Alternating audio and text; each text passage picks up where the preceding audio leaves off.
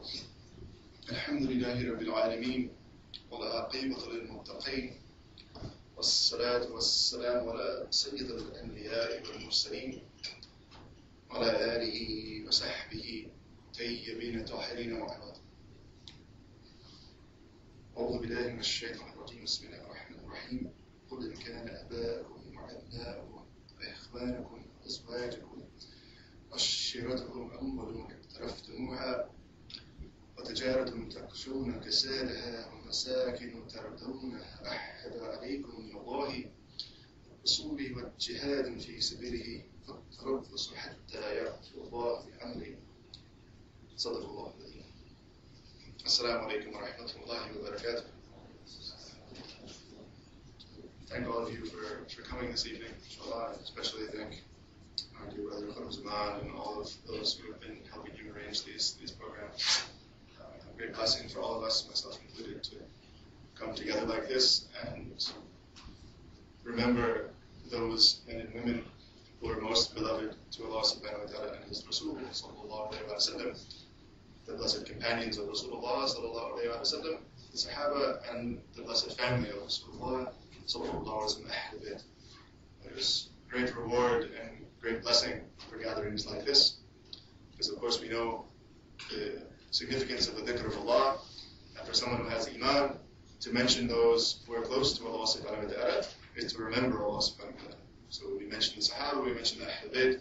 It's not possible for us to forget the one who placed the iman in their hearts and ennobled them and raised them up. This is a time for dhikr as much as it is for knowledge that we're discussing this evening.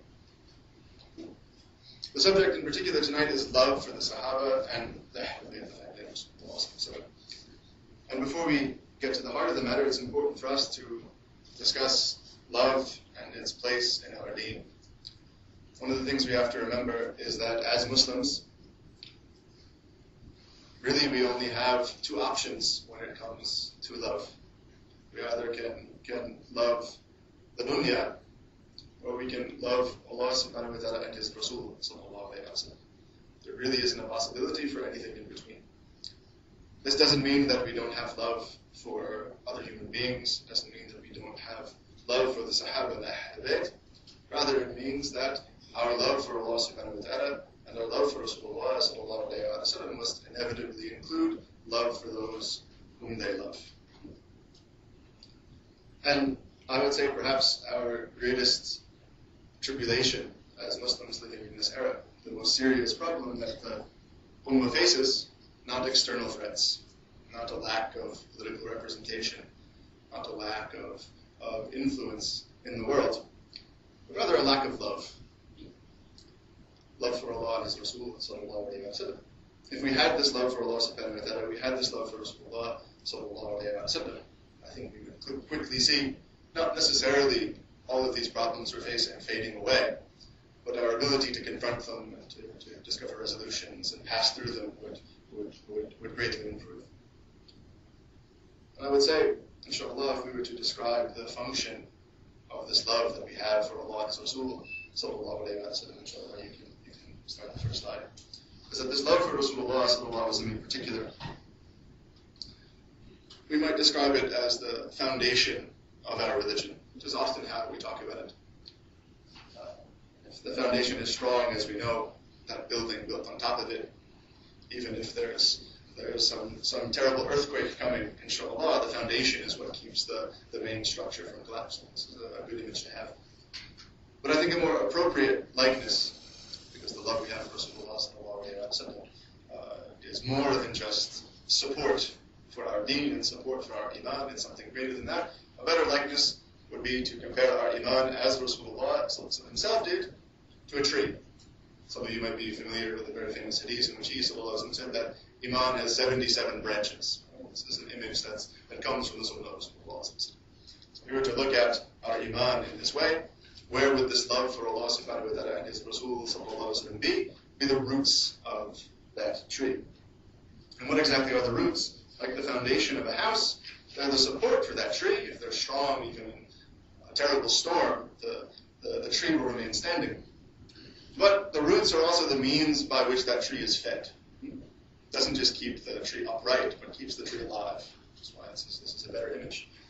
So that even in times like these, when it seems as if we're suffering from some kind of drought in terms of our iman, some kinds of drought in terms of being an ummah, if the roots are strong, they'll dig down deep into that soil to extract whatever nutrients and water are needed. So if that love we have for Rasulullah is strong, inshallah, this will be sufficient for us to keep our iman alive. So the roots are that life source, and our love for Rasulullah sallallahu alayhi wa sallam is just that. That's what keeps our iman alive. Those of you who are familiar with the seerah of Rasulullah sallallahu alayhi wa sallam know that in many cases, as we'll have a chance to discuss tonight, before the coming of revelation, before the coming of the Quran, before Rasulullah sallallahu alayhi wa sallam revealed himself as the Prophet of Allah subhanahu wa ta'ala, amongst the people of Mecca, there were those who loved him passionately. As we'll discuss this evening, we'll see that they were foremost amongst the Sahabah in terms of their iman. For many of the Sahabah, this was the beginning, their love for Rasulullah sallallahu alayhi wa sallam, and by means of that, their iman developed. So this is a real essential part of our religion. And if someone truly does love Rasulullah sallallahu alayhi wa sallam, it's inevitable that iman will follow, as well as that obedience to him and Allah subhanahu wa ta'ala. So we have to understand when we're talking about love for anyone, it's always going to be in relationship to our love for Rasulullah sallallahu alayhi wa sallam. This obligation that we have to love him in particular, sallallahu alayhi wa sallam, is remarkably clear in the Quran itself. We began this talk with a very famous verse, inshallah, from Allah subhanahu wa ta'ala, that is an explicit command from him to love his Rasul sallallahu alayhi wa sallam, especially the emphasis that he places on this. But the wording that Allah subhanahu wa ta'ala includes in this particular verse is essential for our understanding of the topic tonight. He says, as you can see in the slide, subhanahu wa ta'ala, he commands his Rasul sallallahu alayhi wa sallam. He says, "Qul, say to them, if your fathers or your sons or your brothers or your wives or your tribe or any wealth you might have acquired or any business you fear may slump or any dwelling places which please you, if they are dearer to you than Allah subhanahu wa ta'ala and his Rasul sallallahu alayhi wa sallam and struggling in his way, then wait until Allah subhanahu wa ta'ala brings about his command, which means his punishment." This is a warning from Allah subhanahu wa ta'ala, and it's enough encouragement and advice and proof, an indication of the necessity of loving Rasulullah sallallahu alayhi wa sallam.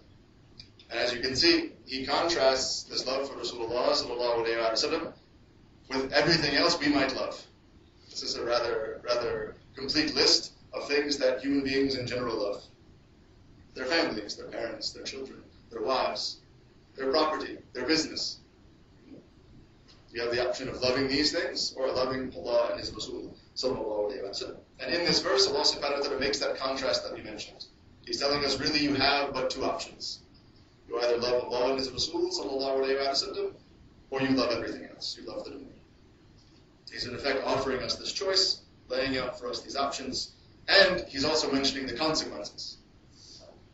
The punishment of Allah subhanahu wa ta'ala, who does it come to? Yes, it comes to the sinners, right? Undoubtedly. Right? But it also comes to those who are lacking in iman. So Allah subhanahu wa ta'ala is telling us, right, that to love Allah subhanahu wa ta'ala and his Rasul sallallahu alayhi wa sallam, this is the function of the deen, this is what it means to have iman. And he warns us to love them completely in this way. And although the exclusivity of Allah subhanahu wa ta'ala's command might sound harsh, undoubtedly all of us have in our hearts love for our families, for our fathers. All of us know the important place that our parents have in our lives as Muslims. Even those of you who might be converts to Islam like myself need to be aware of the fact that even your parents, if they haven't come to this deen yet, you have an obligation to honor and respect them. That's how significant it is, the role that they play in our lives. Yet here Allah subhanahu wa ta'ala is telling us that if you love them more than Allah and his Rasul, so in spite of that emphasis, not only have you committed some sin, but beware, the command is coming, meaning the punishment is coming. So this might sound a little harsh to our hearts, which are undoubtedly weak in this day and age.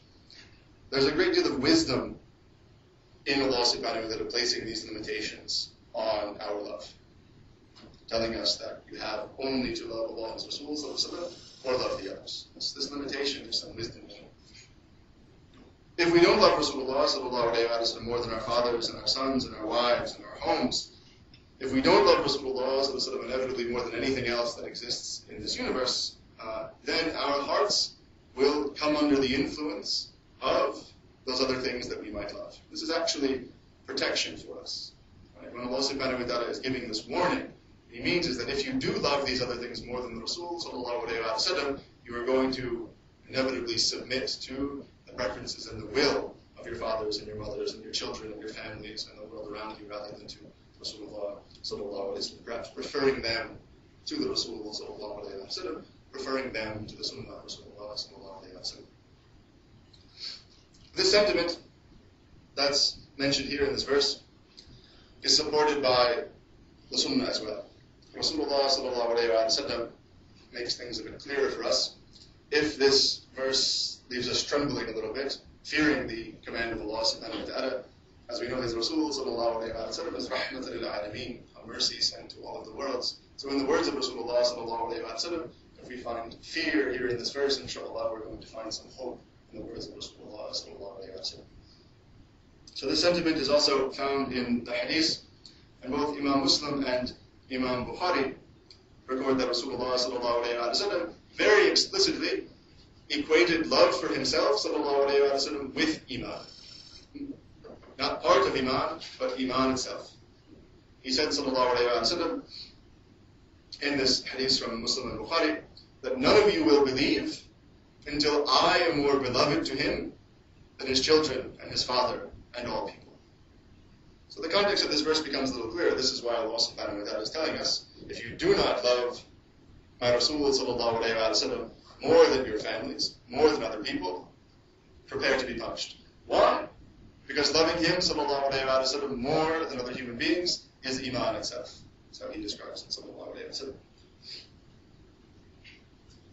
Imam Bukhari records yet another hadith, a sahih hadith from Sayyidina Amr ibn al-Khattab, who as we'll discuss tonight was someone who loved Rasulullah greatly, who came to Rasulullah sallallahu alayhi wa sallam thinking that he had come up with the perfect expression of his love for Rasulullah sallallahu alayhi wa sallam. He said, Ya Rasulullah sallallahu alayhi wa sallam, I love you more than anything except for my soul which is between my two sides. It seems as if it's the most you can love someone. Ya Rasulullah sallallahu alayhi wa sallam, I love you more than anyone except for myself. So Amr thought this would be pleasing to Rasulullah sallallahu alayhi wa sallam. Yet Rasulullah sallallahu alayhi wa sallam replied that none of you will believe until I am dearer to you, more beloved to you than your own self, than your own soul. A lesson for us and for Sayyidina Umar.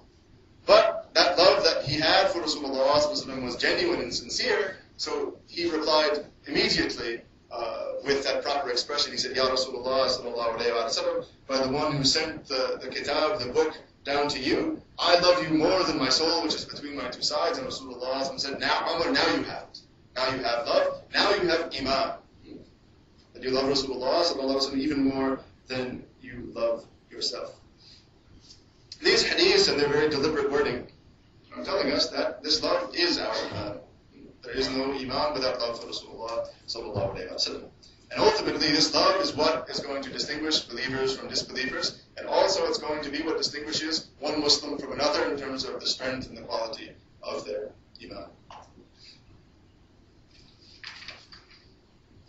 And inshallah, if we reach this state, as the Sahabah and Ahl Bayt inevitably did, if we truly love Rasulullah sallallahu alayhi wa sallam, then Allah subhanahu wa ta'ala has prepared a tremendous reward for us. As much as He warns us about the punishment that will come to those who don't love His Rasul sallallahu alayhi wa sallam, the fear is there. He sends His Rasul sallallahu alayhi wa sallam with a message of hope, so that inshallah we won't despair if we fear that our hearts don't possess that love. Inshallah.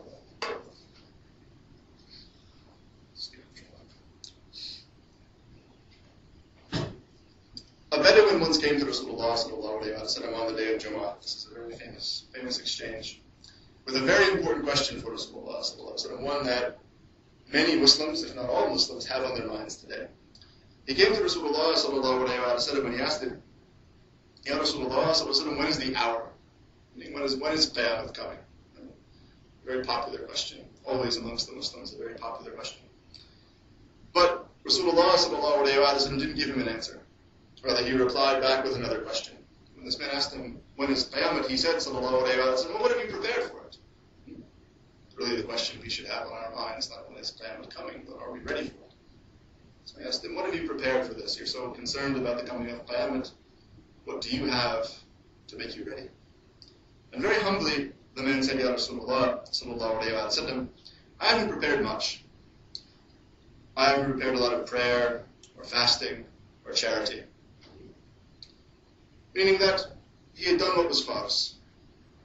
He prayed his 5 prayers, he fasted during Ramadan, he paid his zakah. But beyond that, he didn't do anything else. He didn't pray much nafil prayer, he didn't fast outside of Ramadan, and he didn't give any sadaqah in addition to his zakah. He fulfilled the obligation that was upon him. But humbly, he said, I haven't done much. For most of us, this might seem like a lot, but for this man, he said, I haven't done much. But he said, I love Allah and His Rasul, sallallahu alayhi wa sallam. And Rasulullah sallallahu alayhi wa sallam replied with words that really should give us all hope. He said, then you will be with the one whom you love. If you love Allah and His Rasul sallallahu alayhi wa sallam, you will be with the one whom you love. And this hadith is amongst the most beautiful that we have. There are few hadiths that should be as inspiring to us as this one. And these words from Rasulullah sallallahu alayhi wa sallam really should give us that hope that we need to carry on. And there are so many lessons. We could perhaps spend the rest of the night just talking about the significance of this hadith, the fact that Rasulullah didn't respond to his question but gave him another. There are so many things we can discuss. Really one of those lessons, just briefly to mention, is that our priorities should not be, as Rasulullah tells us, we shouldn't be concerned with when Qiyamah is coming.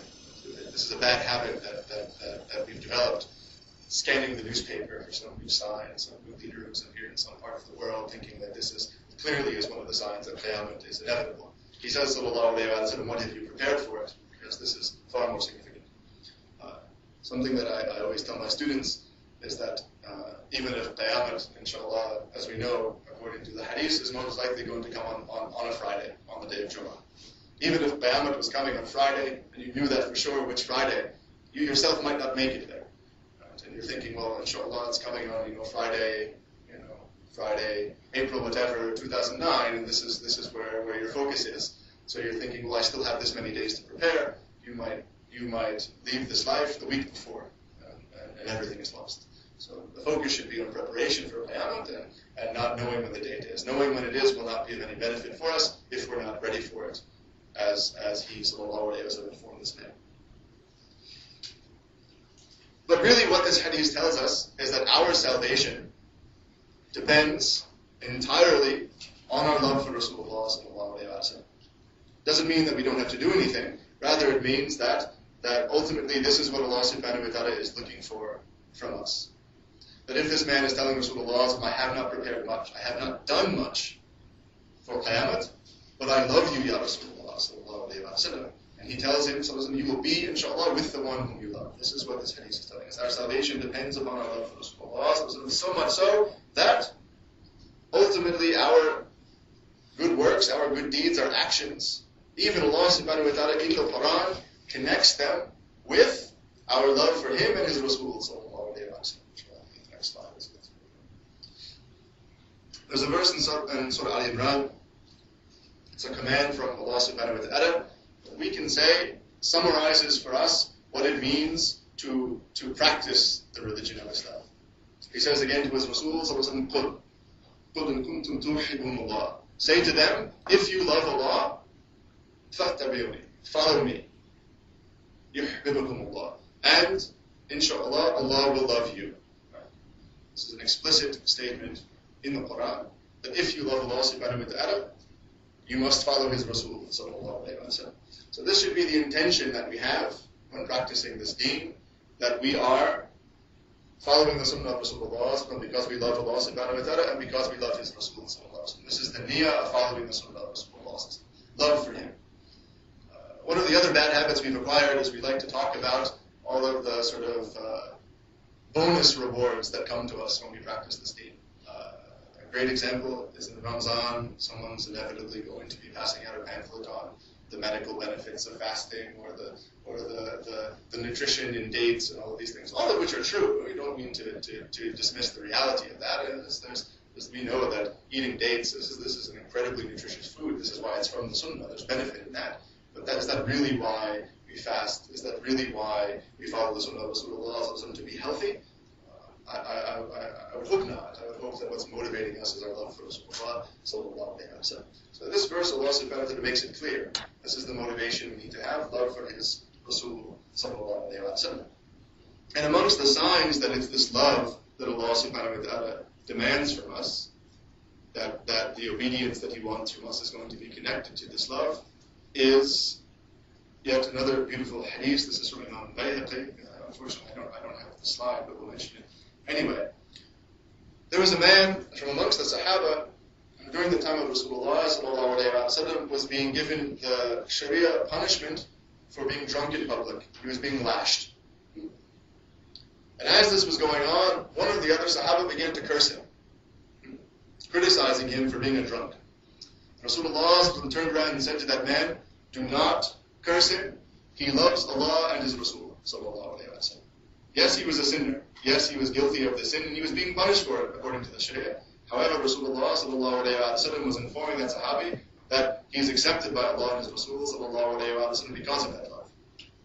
So this is a great lesson for us. If we have taken on a path of piety ourselves, which perhaps many of us have, inshallah all of us will, we need to know that what should be motivating us is that love for Rasulullah sallallahu alaihi wasallam. And similarly, if we have friends and relatives who are not as outwardly pious as we may be, we need to hold back from criticizing them, not knowing what's in their hearts, that love for Rasulullah sallallahu alaihi wasallam.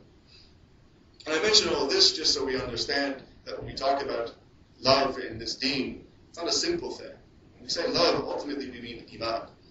The command comes from Allah subhanahu wa ta'ala to love His Rasul sallallahu alaihi wasallam more than other people. And then what does He say sallallahu alaihi wasallam? None of you believes until I am more beloved to you than his mother and his father and all people.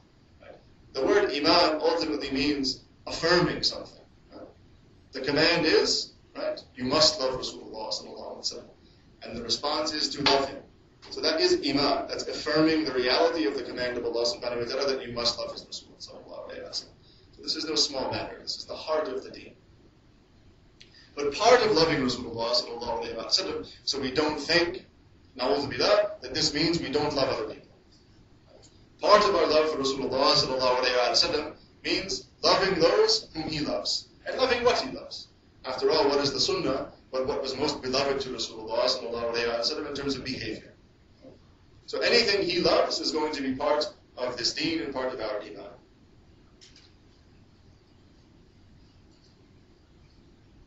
Part of our love for Rasulullah sallallahu alaihi wasallam, part of our respect and our honor for Rasulullah sallallahu alaihi wasallam, is respecting and loving His companions, the Sahabah of Rasulullah sallallahu alaihi wasallam.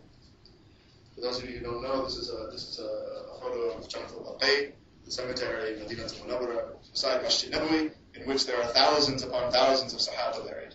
So what you're looking at here, for the most part, are the tombs of many of the Sahaba. So part of our love for Rasulullah sallallahu alaihi wasallam, part of our respect for Rasulullah sallallahu alaihi wasallam, is love for those whom He loved, foremost amongst them, the Sahaba. And there are certain rights that are due to them because of their relationship with Rasulullah sallallahu alaihi wasallam. Imam Qazi Iyaz wrote a beautiful book outlining for us the rights that are due to Rasulullah sallallahu alaihi wasallam, what we must believe about him, how we must behave when discussing him, what we must do when learning about the hadith, how we should love him, why we should love him. Includes in his chapter on love for Rasulullah sallallahu alaihi wasallam a sub-chapter on love for the Sahaba. And in it he says, part of respecting and obeying the Prophet sallallahu alaihi wasallam consists in respecting his companions, obeying them, recognizing what is due to them, following them, praising them, asking forgiveness for them, refraining from discussing their differences, and showing enmity towards those who are hostile towards them. This is part of our love for Rasulullah sallallahu alaihi wasallam. If we love him, we must love those whom he loved.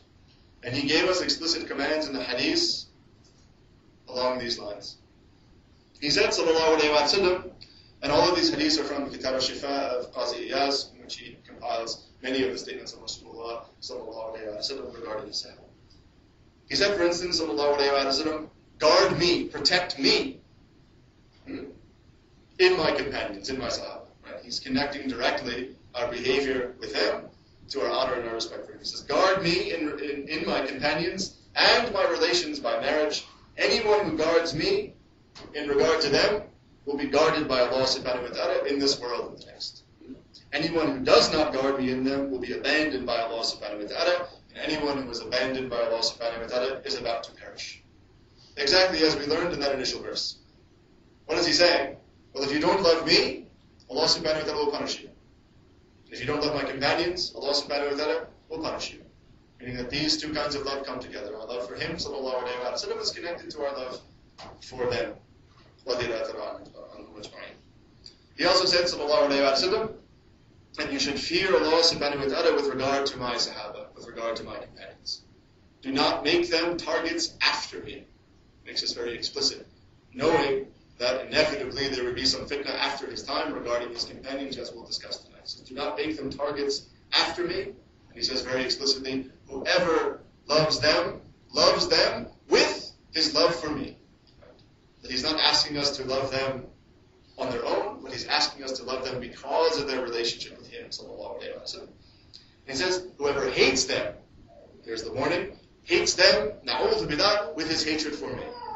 So just as it's important to love them, any enmity we have towards them is not enmity for them. Any flaw we find in them is not a flaw with them.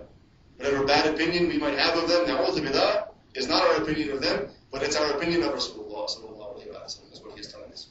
And he says, whoever has enmity for them, whoever hates them, bears hatred for me. And he says, whoever has enmity for me, has enmity for Allah subhanahu wa ta'ala, na'udhu billah, and whoever, again, bears enmity for Allah subhanahu wa ta'ala, will perish, will be destroyed. So he tells us, sallallahu alayhi wa sallam, that we must love his Sahaba, sallallahu alayhi wa sallam, and he warns us against speaking ill of them. Very explicit warning.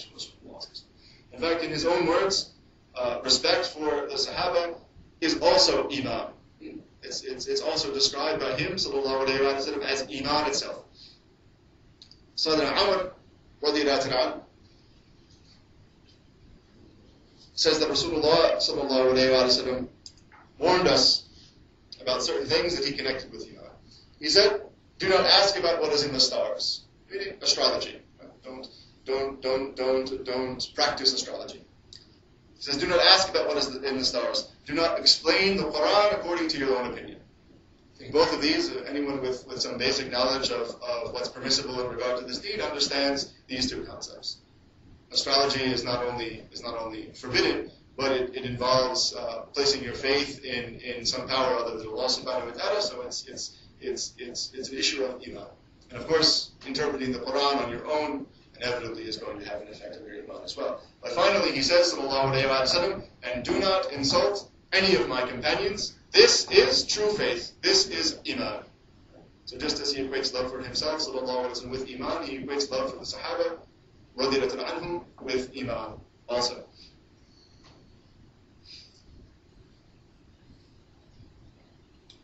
And we find that the Sahaba themselves were keenly aware of the nature of this love for themselves as it related to Rasulullah sallallahu alayhi wa sallam. Imam Suyuti in Tarikh al-Khulafa says that Sayyid ibn Abbas was asked by someone, he said, admonish me. Someone came to him and said, give me some advice. And he said, echoing the words of Rasulullah sallallahu alayhi wa sallam, I warn you to fear Allah subhanahu wa ta'ala and to stay away from astrology because it's an invitation towards divination, towards fortune telling.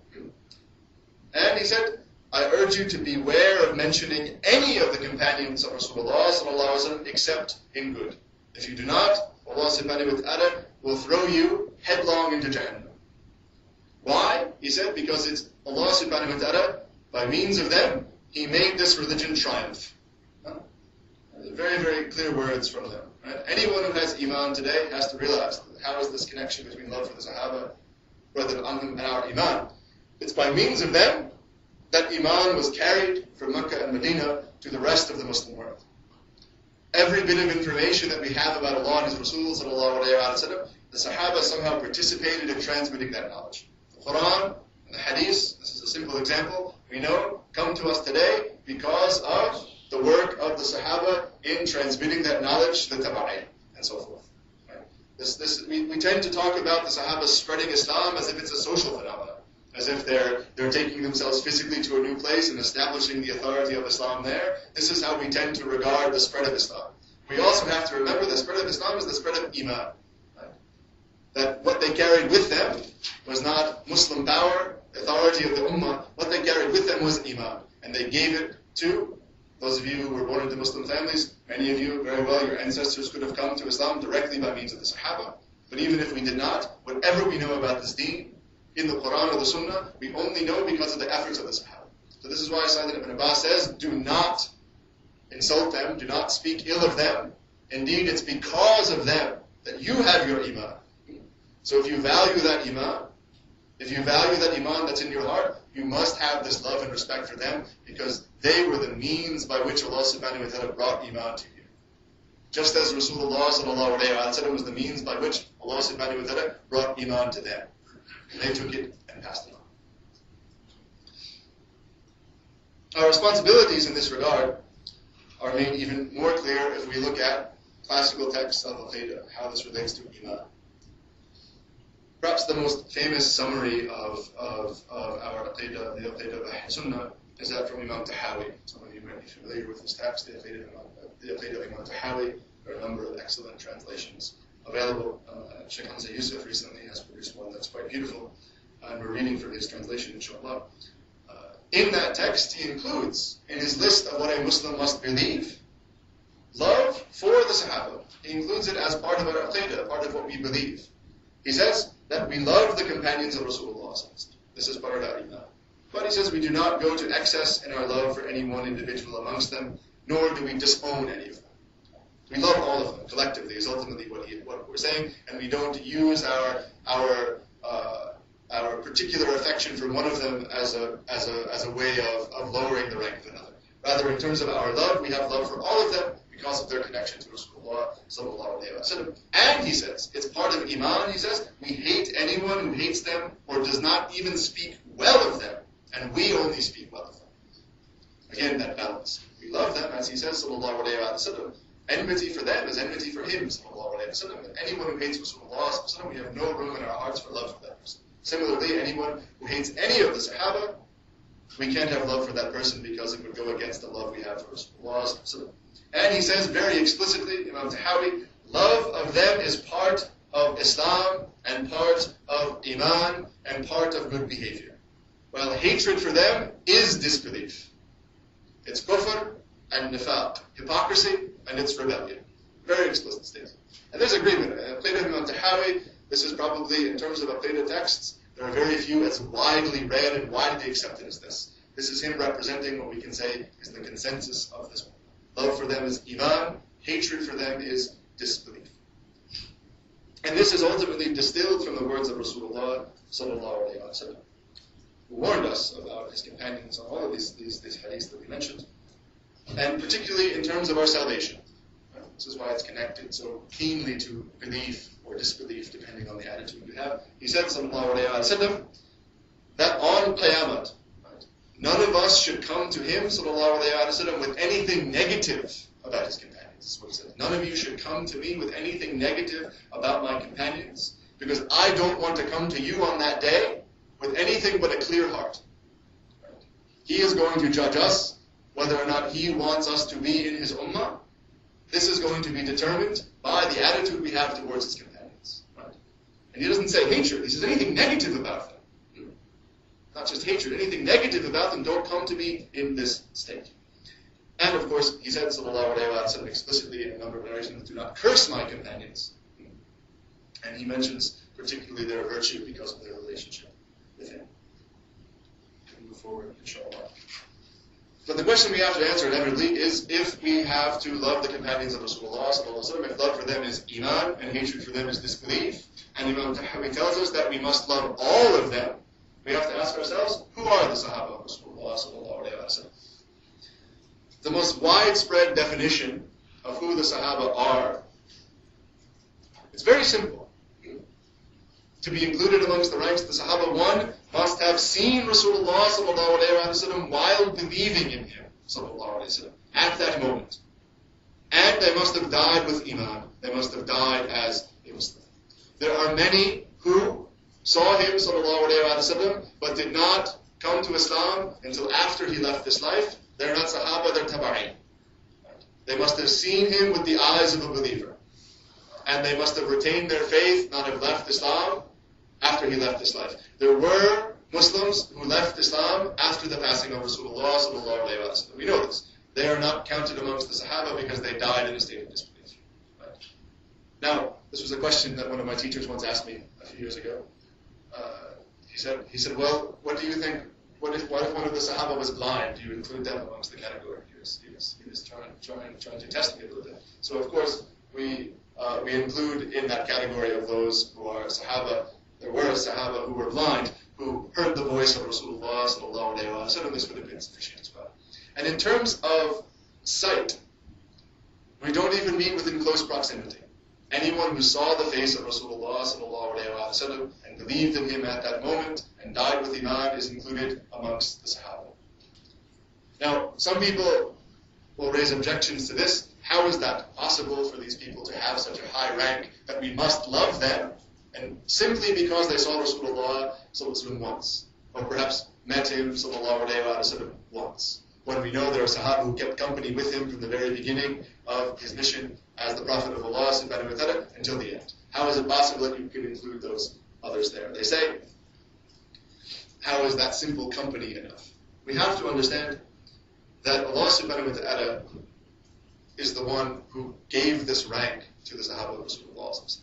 Not for their sake, not for our sake, but for His sake, sallallahu alayhi wa sallam.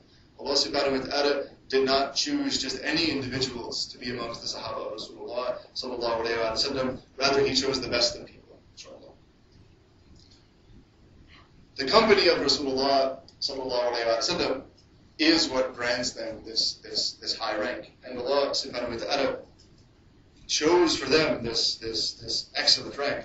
And if we look at what the Sahaba themselves said, what was it that gave them this maqam, this high rank in the eyes of Allah subhanahu wa ta'ala, that every believer must love them? They themselves attributed their rank to the company of Rasulullah sallallahu alayhi wa sallam and the time they spent with him. And we have to remember, it's from our iman to recognize that the Sahaba of Rasulullah sallallahu alayhi wa sallam are the best people that ever lived. And they are the best people because Allah subhanahu wa ta'ala chose the best people for Rasulullah. It's part of our faith in Allah to recognize that these people are better than ourselves and better than any other generation. On top of that, we also have to recognize that even if they were not the best of people prior to the coming of Rasulullah, it's within the power of Allah subhanahu wa ta'ala to take the worst of people, raise them in rank, and make them the best of people so that Rasulullah sallallahu alayhi wa sallam would only be surrounded by the best of mankind. He himself sallallahu alayhi wa sallam said that, famously, that the best of mankind are my generation. These were his words. The best of mankind are those in my century, and then those that follow them. This is how he described them, sallallahu alayhi wa sallam. And Sayyid Ibn Abbas offers great insight into this phenomenon when he tells us what is it that made them great? Rasulullah sallallahu alayhi wa sallam. They're not just anyone's companions. They're not just any people. They're not just any generation. But they're his generation, sallallahu alayhi wa sallam. So this was the warning that he gave. Sayyid Ibn Abbas said, and it's perhaps the most beautiful statement we have in regard to our respect for the Sahaba of Rasulullah. He said, do not curse the companions of Muhammad sallallahu alayhi wa sallam. Indeed, one moment spent with the Prophet sallallahu alayhi wa sallam is superior to you performing 40 years of deeds. This is a statement from a man who spent a great deal of time with Rasulullah sallallahu alayhi wa sallam. So Ibn Abbas is the mufassir from amongst the Sahaba. He's the one with the greatest understanding of the Quran from amongst the Sahaba. This was his understanding of his own experience. What was it, right, that made him close to Allah subhanahu wa ta'ala? The company he spent with Rasulullah sallallahu alayhi wa sallam. And what does he say? Greater than 40 years of your deeds. one moment. He doesn't say, right, our time with him, sallallahu alayhi wa sallam, is greater than your 40 years of deeds. Our 40 years spent with him, although there were not 40 years, is greater than your 40 years of deeds. He says one moment. Right? So this applies to even those men and women we mentioned who saw him, sallallahu alayhi wa sallam, once. That was their one moment. Seeing his face once, sallallahu alayhi wa sallam, according to Sayyidina Ibn Abbas, is greater than your 40 years of deeds. It doesn't mean that they just did that and stopped. Rather, our works, our deeds, not their deeds, our deeds, are weak compared to that vision they had of Rasulullah. Of course, their deeds, the men and women taught to pray and to fast and to practice this deen by Rasulullah. So, of course, 40 years of their deeds are greater than our 40 years. And this vision that they had of Rasulullah sallallahu alayhi wa sallam, from generation to generation, was always regarded as being greater than any good works we might do. Later generations of men, for example, one of the later Khulafa, his name was Amir al-Mu'mineen, Amr ibn Abdulaziz, radhi, who is often described as being the fifth of the Khulafa Rashidin, although he came much later. Why? He was a man of knowledge, a man of justice, a man of piety. After many years of tyranny in this ummah, along came Amr ibn Abdulaziz, and he brought some justice back, so people said this is like the time of the Khulafa Rashidin, so they compared him in this way. So some people would ask, well, how does he compare to Sayyidina Muawiyah, radiyallahu anhu, who came from the Sahaba, although people generally, na'udhu billah, don't regard his reign, as we'll discuss in a moment, as being as righteous as that of the Khulafa Rashidin. He's not from the Khulafa Rashidin, but Sayyidina Amr ibn Abdulaziz was given this title, the fifth of the Khulafa Rashidin. Ibn al-Mubarak, who was one of the great ulama and awliyaullah of the Tabi'in, of those later generations, was asked about this relationship. How does Muawiyah compare to Amr ibn Abdulaziz, who is a righteous leader? And he said that the dust in the nostrils of Muawiyah's horse is 1,000 times better than Amr ibn Abdulaziz. Now, Amr ibn Abdulaziz, undoubtedly, right, a man of piety, a man of righteousness, one of the great rulers of this ummah, right, he deserves that title of being the fifth of the Khulafa Rashidin, no doubt. He deserves every word of praise that's been given to him. Yet people were thinking, mashallah, what a great leader he is. He's certainly greater than Muawiyah. But Ibn al-Mubarak warned them and said, no. Muawiyah's rank is higher. Why? Because he saw Rasulullah sallallahu alayhi wa sallam. So even if outwardly it appears as if Amr ibn Abdulaziz is more pious, his piety doesn't compare to the company that Muawiyah kept with Rasulullah sallallahu alayhi wa sallam. This is from the Salaf that we're hearing this. The Salaf al-Salihin understood this relationship to be one of piety and one of barakah, one of blessing that automatically makes someone of higher rank than those who came later. And ultimately, as we continue, inshallah, they are, by virtue of the company they kept with Rasulullah, the best of mankind.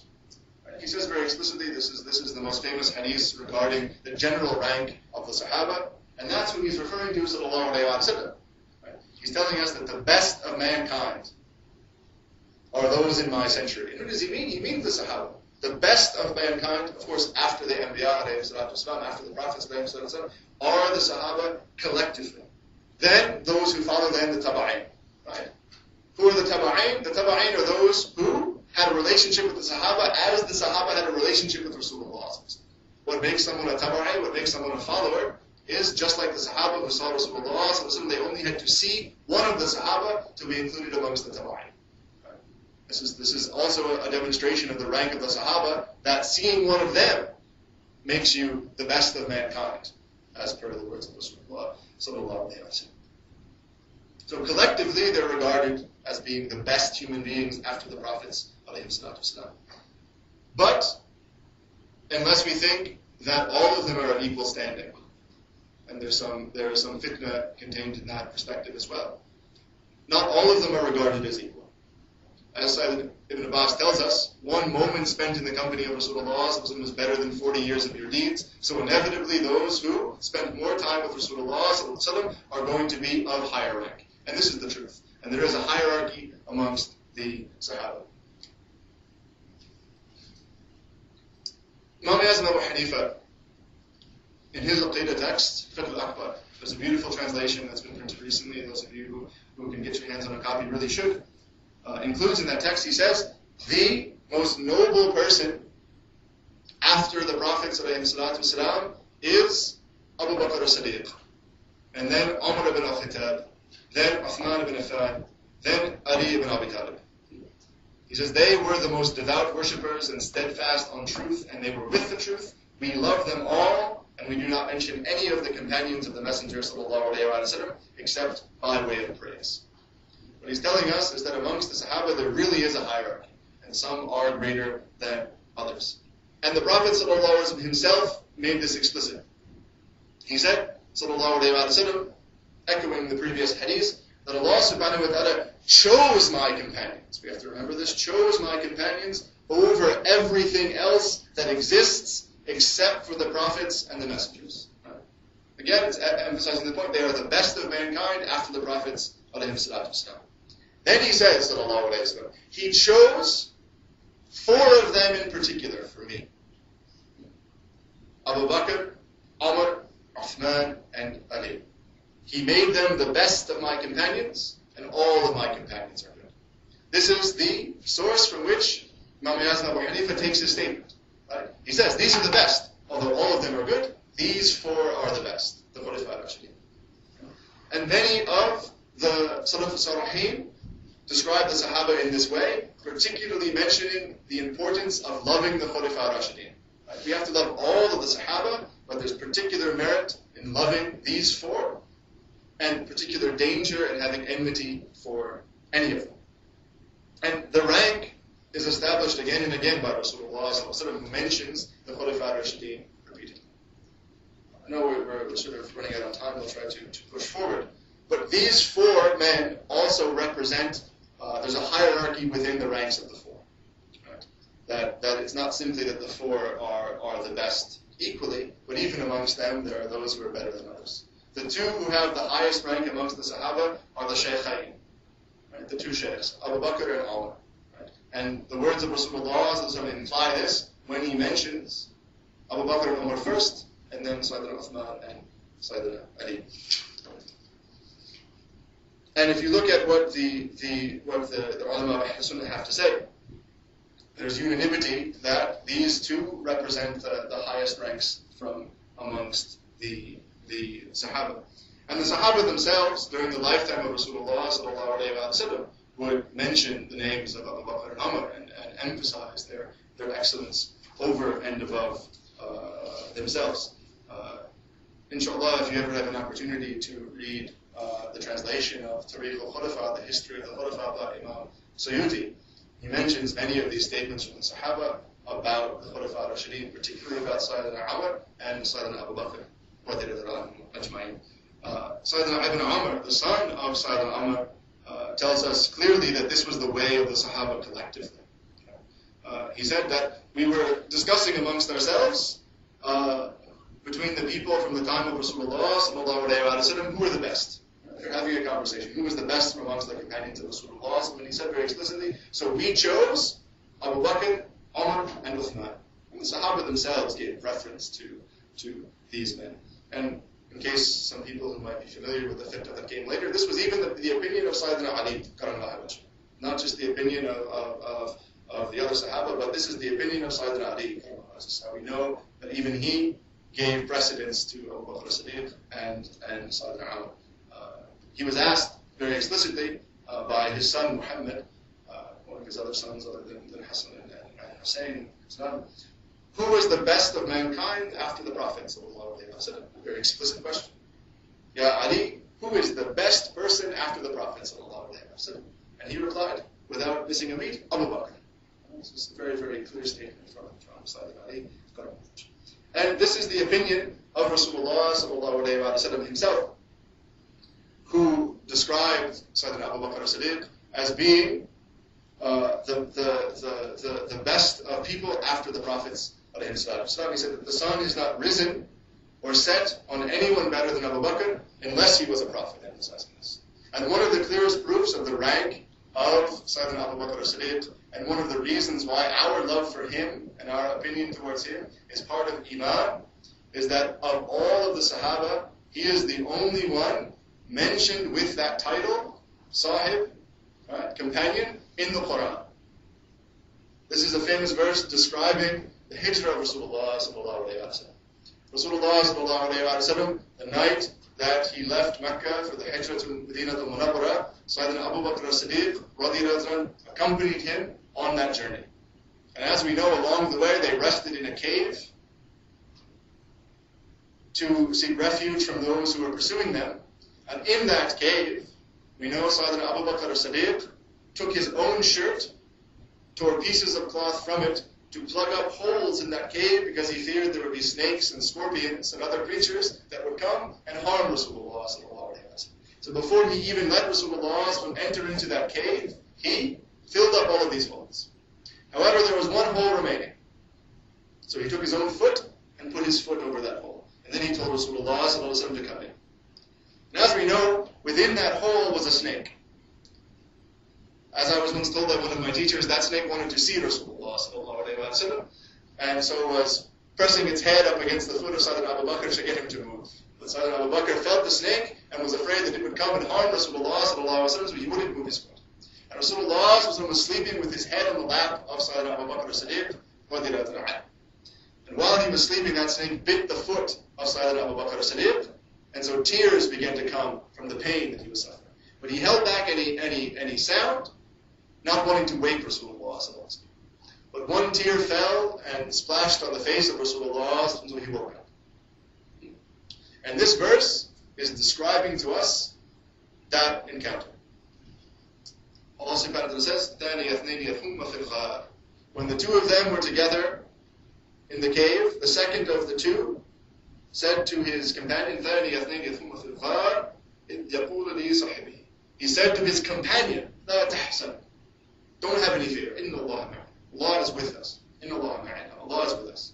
This is Rasulullah comforting Sayyidina Abu Bakr as-Siddiq. Who possibly else could have been in the cave with Rasulullah on that day but Sayyidina Abu Bakr as-Siddiq?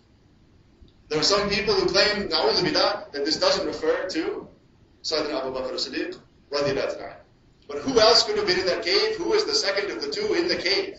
What other story is there about the two of them being in the cave other than Rasulullah and Abu Bakr as-Siddiq? So this is evidence for us that of all of the Sahaba, the one who was honored by the Quran, this explicitly with the title of being one of the Sahaba, is Sayyidina Abu Bakr.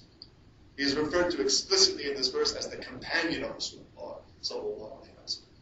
For this reason, right, to deny that he was one of the companions, right, is to deny one of the verses of the Quran. So believing in him in particular is from Iman, because it's greatly connected to the truth that's found within the Quran. Again, we could probably spend the whole evening just talking about Sayyidina Abu Bakr as-Siddiq. There's great virtue in one of the things that has to be mentioned in regard to the Khulafa Rashidin is the confusion that develops when talking about their status as leaders of this ummah. One of the ideas that's worked its way into our discourse is that what distinguishes Ahl Sunnah from the Shia is that our Khulafa were appointed by the ummah, that they were elected. Whereas the so-called imams of the Shia were ordained as imams by Allah subhanahu wa ta'ala.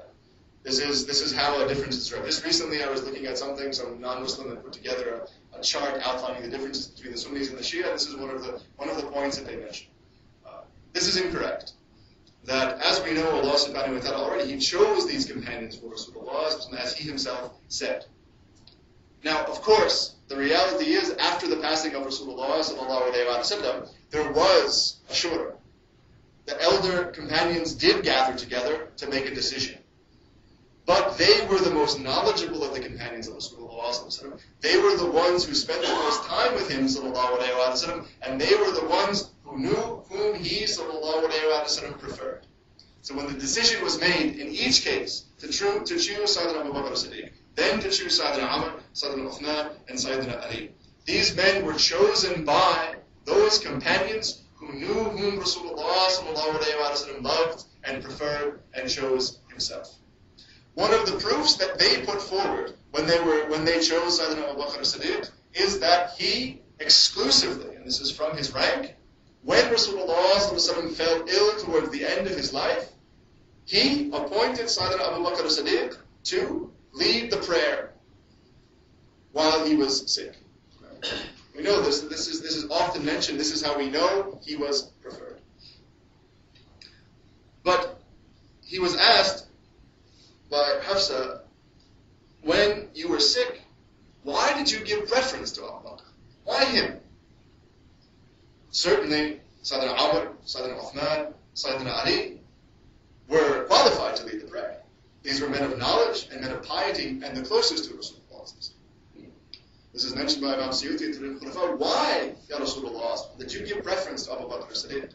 Which is the proof for him being chosen by the Sahaba later. He said, sallallahu alayhi wa sallam, I am not the one who gives preference to him, but it is Allah subhanahu wa ta'ala who gave precedence to him.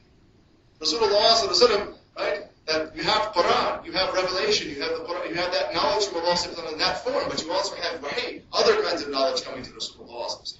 So when he had to choose someone to be his representative in his absence, and he chose Abu Bakr as-Siddiq, this is because Allah subhanahu wa ta'ala chose Abu Bakr as-Siddiq. Something that's really misunderstood when we talk about the Khulafa. The Khulafa, yes, they were elected. Why? Because the Sahaba remembered whom Rasulullah had designated as his representative in his absence. And there, in truth, are other hadiths, inshallah, that make things even more explicit. Move forward.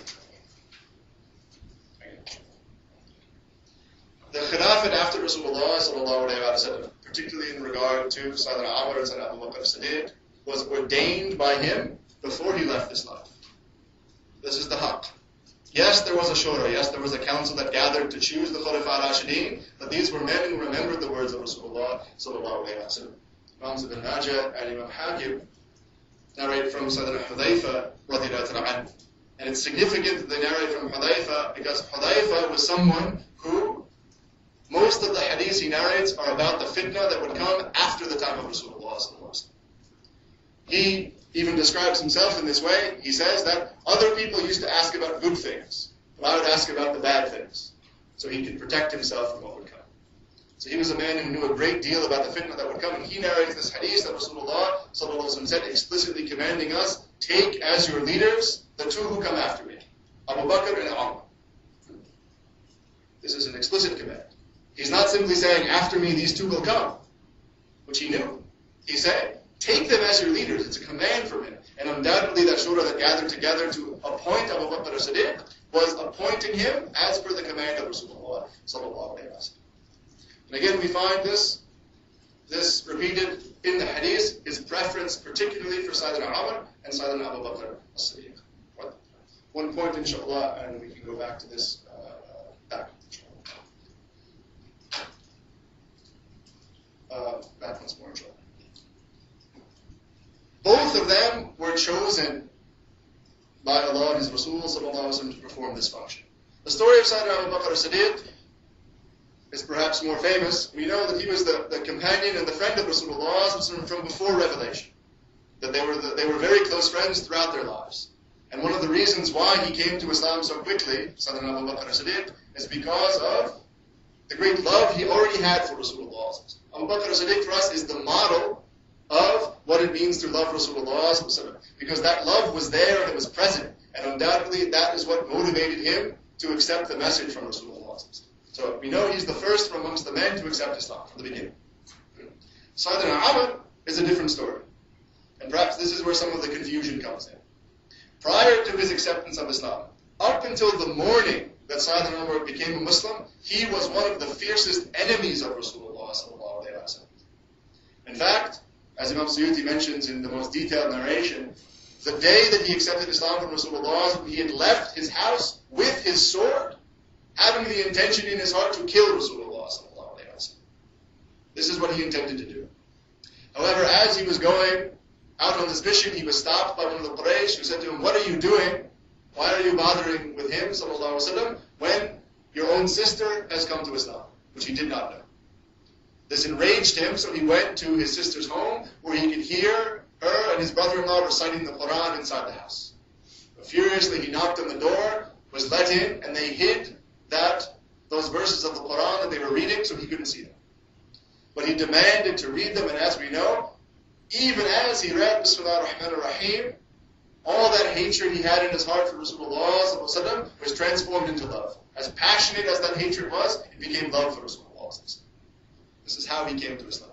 So he immediately asked, where is Rasulullah? And he went to Darul Arqam, where the Sahabah were gathered, to give his shahada directly to Rasulullah.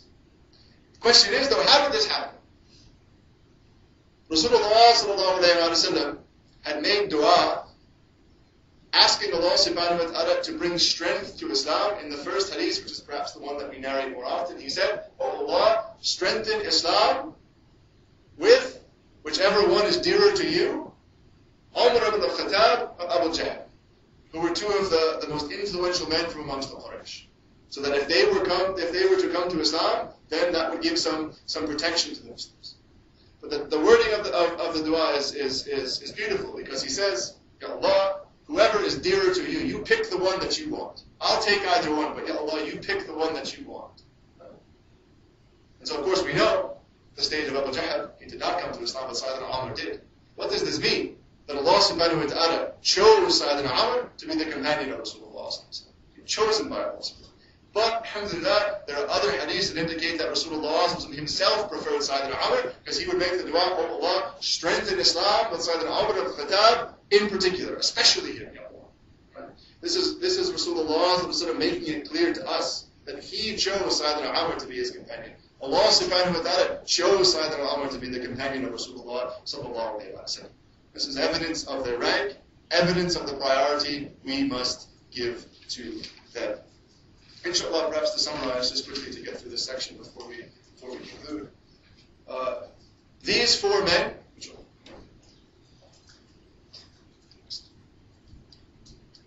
this is just another statement from Imam Abu Hanifa, who famously, when he was asked to define Ahl Sunnah, who are the people of the Sunnah, is the most famous statement from him in this regard. He said, Sunnah and Jamaat, Ahl Sunnah wal Jamaat, are defined exclusively in these terms. There are those who are loyal to the two sheikhs, the Shaykhain, Abu Bakr and Umar. They love the two sons-in-law. That's Sayyidina Uthman and Sayyidina Ali. You have to remember, both of them were married to daughters of Rasulullah, and the permissibility of wiping over hoofs, wiping over leather socks. He said, during his time, this is how you could distinguish Ahl Sunnah from Ahl Bid'ah.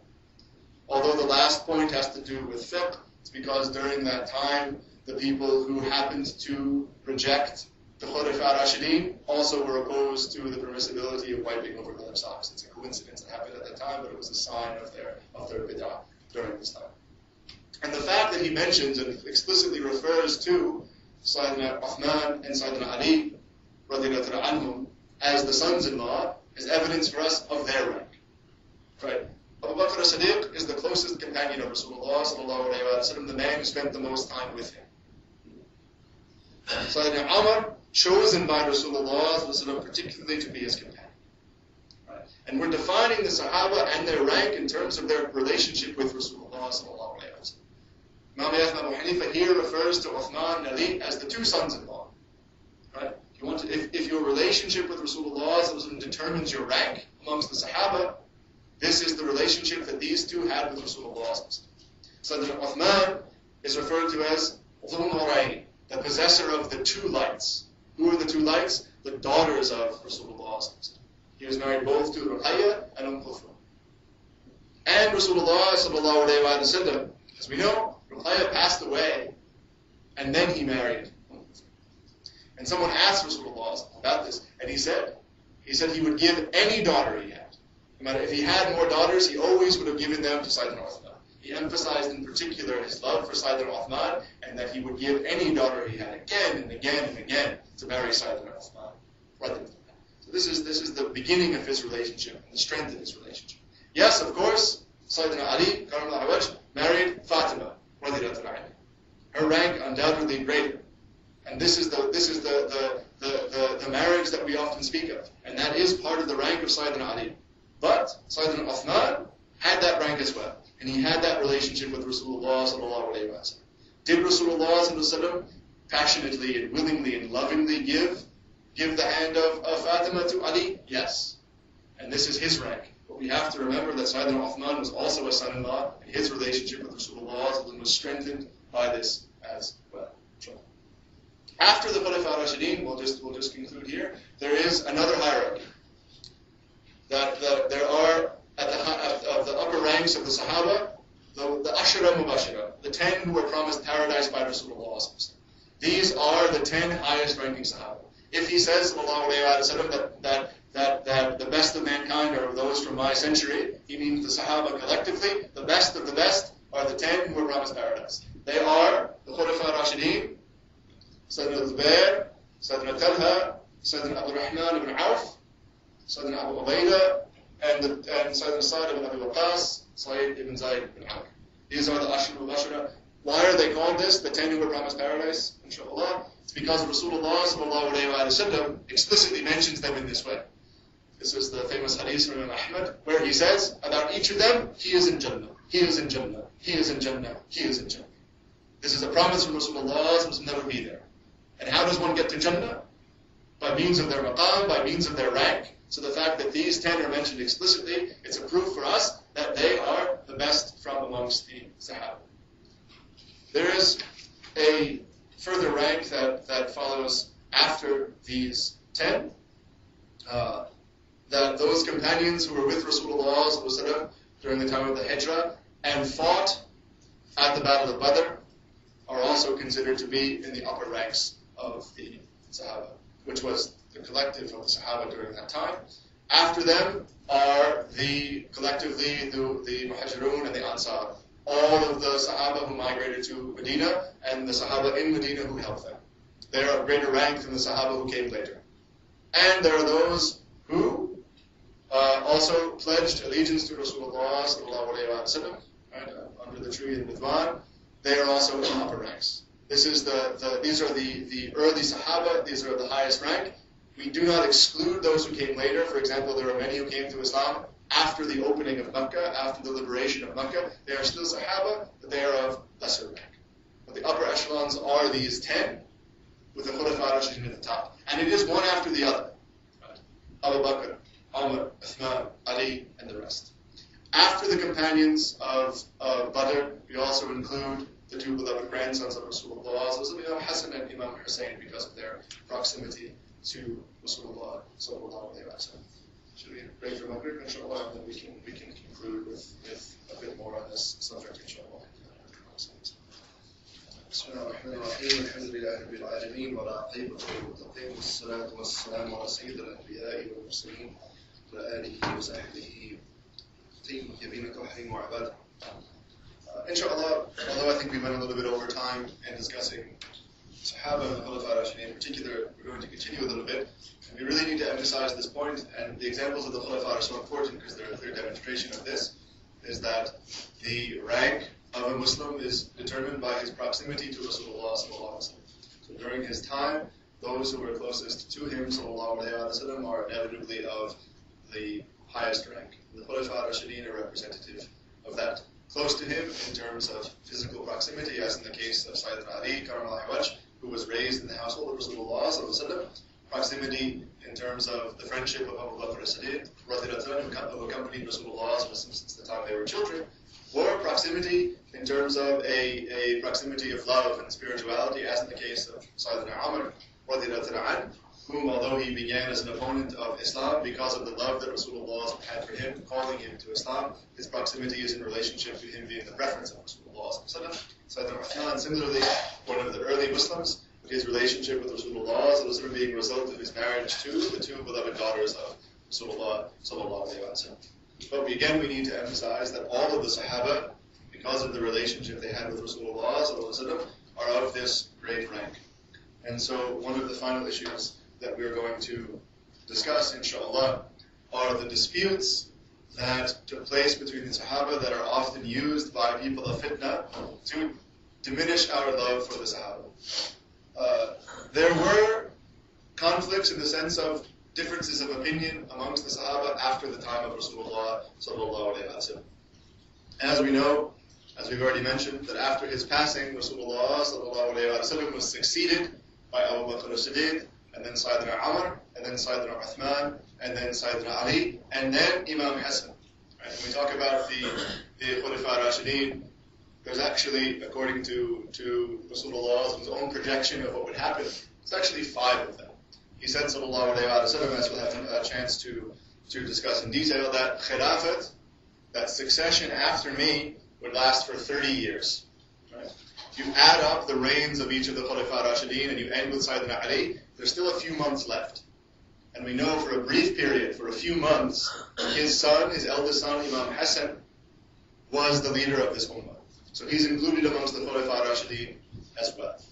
However, he abdicated his position to Sayyidina Amir al-Mu'mineen, Muawiyah, radiyallahu anhu. I'll discuss this conflict in a moment. However, there were disputes during this period of Khilafat amongst the Sahaba regarding certain decisions made by the Khulafa. What we say in regard to them is that all of them had a legitimate right to take their position. However, some were correct, some were incorrect, but no one is blamed for the conflict. For instance, there was a difference of opinion between Sayyidina Ali and Amir al-Mu'mineen Muawiyah radiyallahu anhu regarding pursuing the killers of Sayyidina Uthman radiyallahu anhu. One of the other ways that we know that the Khulafa Rashidin are a high rank is every single one of them died shaheed. Every single one of them died a martyr. Abu Bakr as-Siddiq is considered a martyr. Why? Because he was bitten by that snake in the cave that we mentioned, and that was a poisonous snake, although it took many years for him to succumb to the effects of the poison, and it's believed that when he did die, he died as a result of the poison that came from that snake. How did it come to him? Because he was protecting Rasulullah sallallahu alaihi wasallam. He died in that path. That makes him shaheed. All of them were shuhada, although we know that the other 3 were pursued and killed. Sayyidina Uthman was killed by Muslims, whereas Sayyidina Umar was killed by a Parsi. Sayyidina Umar himself, mashallah, again evidence of his rank, when he was attacked, he was rendered unconscious. When he came to, the only concern he had was the person who attacked him, a Muslim. When he was told it was not a Muslim, he was relieved, because he did not want, his compassion for this ummah was such that he did not want anyone from this ummah to be punished for his death. So he actually had found some relief in his heart that it was a fire worshipper who had attacked him. In the case of Sayyidina Uthman, he was attacked by a group of rebellious Muslims from Egypt who were unhappy with the governor that he had established over them and had, na'udhu billah, accused him of nepotism, of granting authority and privileges to people from his greater family and tribe. After his death, there was a disagreement about whether or not they should be pursued. The wisdom of Sayyidina Ali is that they should not be pursued to avoid fitna. But Amir al-Mu'mineen Muawiyah had some desire to do this, and there was a dispute and an argument over this in the beginning. There were battles that took place, but these were not battles of where we have people fighting against each other and opposing each other. As we'll discuss, there are many hadiths about not fighting with the family of Rasulullah sallallahu alaihi wasallam. A lot of people like to use those hadiths against Amir al-Mu'mineen Muawiyah and Hazrat Aisha radhiyallahu anhum. But what they don't understand is that these were not complete disputes. These were disagreements. Ultimately, what we say is that all of them were acting on their own ijtihad because of the knowledge that they have. Even if some of them were wrong, they were right to take their position. And when Rasulullah has warned us in those many hadiths that we discussed about not cursing his companions, we remember some of them mentioned we should not even speak ill of them. We should not come to him with anything negative about any of his companions. And this is something we have to be very careful when it comes to these disputes that occurred after his time. Imam Nasai, right, perhaps his name came up in the course on hadith. He's one of the great scholars of hadith. When he was asked about these disputes, and Amir al-Mu'mineen Muawiyah in particular, he said that Islam, using this beautiful analogy, is like a house with a door. And he said that the door of Islam is the Sahaba. And whoever speaks ill of the Sahaba seeks only to harm Islam, just like one who knocks on a door to enter a house, harming them. As for Muawiyah, in particular, whoever speaks ill of him is finding a way to speak ill about the Sahaba in general. Right? So just singling out one of the Sahaba for your enmity and your hatred Really what you're doing is you're targeting all of them. That you're denying that rank and his standing in the eyes of Allah subhanahu wa ta'ala. But what is the standing in the eyes of Allah subhanahu wa ta'ala of any of the Sahaba? They were those who were with Rasulullah and saw him. So that's the only thing that makes them better than us, is that company they kept with Rasulullah, which is a great thing. So to target any of them is to target them collectively. Now, regarding the issue of Muawiyah, there's a great deal of confusion, although inshallah we can go back to that statement from Imam Shafi. We skipped over that.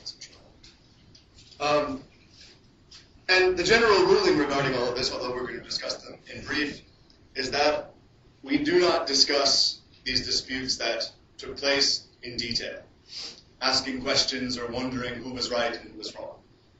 We don't go looking for evidence against one of the Sahaba regarding these disputes. And this quote from Imam Shafi is perhaps the most powerful. He tells us that we've been blessed with having been protected from having harmed the Sahaba physically, where there were those from amongst the Muslims who were not protected in this way. We know that there were several groups that broke off from the Ummah and fought against the Muslims, killed many of the Sahaba. We've been protected from this. So similarly, we should make an effort to protect ourselves further by not, as he says, Allah subhanahu wa ta'ala has kept our hands safe from their blood, let him also keep our tongues free from it. Right? Harm is harm when it comes to the Sahaba, something we have to remember. We've been protected by coming from a later generation where it's impossible for us to harm them physically. We also should ask Allah subhanahu wa ta'ala to protect us from harming them with our tongues and exercise extreme caution. This being said, that we shouldn't discuss these disputes, we should review briefly those events that took place after the time of the Khulafa al-Rashidin, because this is where the conflict comes into play. Even amongst Ahl Sunnah, there's some confusion about the rank of Amir al-Mu'mineen Muawiyah radiyallahu ta'ala. After the death of Sayyidina Ali karamallahu wajh, we know that Imam Hassan, as we said briefly, was the leader of this ummah. He had assumed leadership only after Imam Hassan radiyallahu ta'ala abdicated his authority to Amir al-Mu'mineen Muawiyah. This was the choice of Imam Hassan to give that position to Amir al-Mu'mineen Muawiyah. He was the rightful Khalifa for this reason, because the Khalifa gave him that position during his lifetime. But what distinguished Amir al-Mu'mineen Muawiyah was that he had tremendous love for the family of Rasulullah sallallahu alayhi wa sallam, and he knew that ultimately Imam Hassan and Imam Hussein, the two grandsons of Rasulullah sallallahu alayhi wa sallam, had more of a right to that position than himself. And so he would not only seek their counsel when making decisions, but he was willing to give them that authority if they ever asked for it. And he knew that it was their right, and he honored and he respected them for this reason. And as we know, he also was a man of piety, although he's from the later generation of the Sahaba who came to Islam after the opening of Makkah. But he was amongst the most knowledgeable in terms of dunya of the people of Makkah, and he was one of the few who knew how to write. So one day, he got himself a pen, which was from the skills that he had, carved himself a new pen, and came to Rasulullah sallallahu alayhi wa sallam with the pen tucked under his ear. And Rasulullah asked him this is shortly after he came to Islam, what's that for? And he said that this pen is only for Allah and His Rasul sallallahu alayhi wa sallam. And from that day forward, Rasulullah appointed him to be one of the scribes who wrote down revelation. And so even though he's from a later generation of Sahaba, he doesn't have the rank of the Ansar and the Muhajirun. He does have a high rank amongst that other group because he was selected by Rasulullah given that responsibility and that privilege of writing down revelation. And this is one of his ranks. And there are many, many hadiths. Actually, one of the books that Khurram has chosen as the prize for the quiz today is the best thing we have in English about Amir al-Mu'mineen Muawiyah by Aisha Bewley. And there are many of the hadiths from Rasulullah about the rank of Amir al-Mu'mineen Muawiyah. One of them is the hadith that you find here on the slide, where he said explicitly in the hadith from Imam Tabrani, indeed Allah subhanahu wa ta'ala and His Rasul love Muawiyah. And there are many narrations like this indicating his particular love for Amir al-Mu'mineen Muawiyah. So he was close to Rasulullah even though he came from a later generation of Sahaba. But even if he had not, he is still one of the Sahaba and he is worthy of our respect and our love. Now, regarding the abdication of authority to Amir al-Mu'mineen Muawiyah, Imam Hassan was described by Rasulullah sallallahu alayhi wa sallam, where he said in this beautiful hadith from Imam Bukhari that this son of mine, pointing to Imam Hassan, is a leader of men, he's a Sayyid, and Allah subhanahu wa ta'ala will use him to reconcile two great factions of Muslims. Who were those two great factions of Muslims? There were those who had supported Sayyidina Ali karamallahu wajh, and those who had supported Amir al-Mu'mineen Muawiyah. During that time there was fitna, people arguing that this was an irresolvable conflict, and that you took one side or the other. Right? You either stood with the people of Ali, or you stood with the people of Muawiyah, and there was no way to bring the two together. Imam Hassan knew what his grandfather thought of Amir al-Mu'mineen Muawiyah. He knew the nature of this conflict, and to demonstrate to us that Amir al-Mu'mineen Muawiyah is from the righteous, and from the pious, and from the ranks of the Sahabah, he gave authority, he gave his position to Amir al-Mu'mineen Muawiyah, and this hadith from Rasulullah sallallahu alaihi wasallam is him foretelling that this would take place.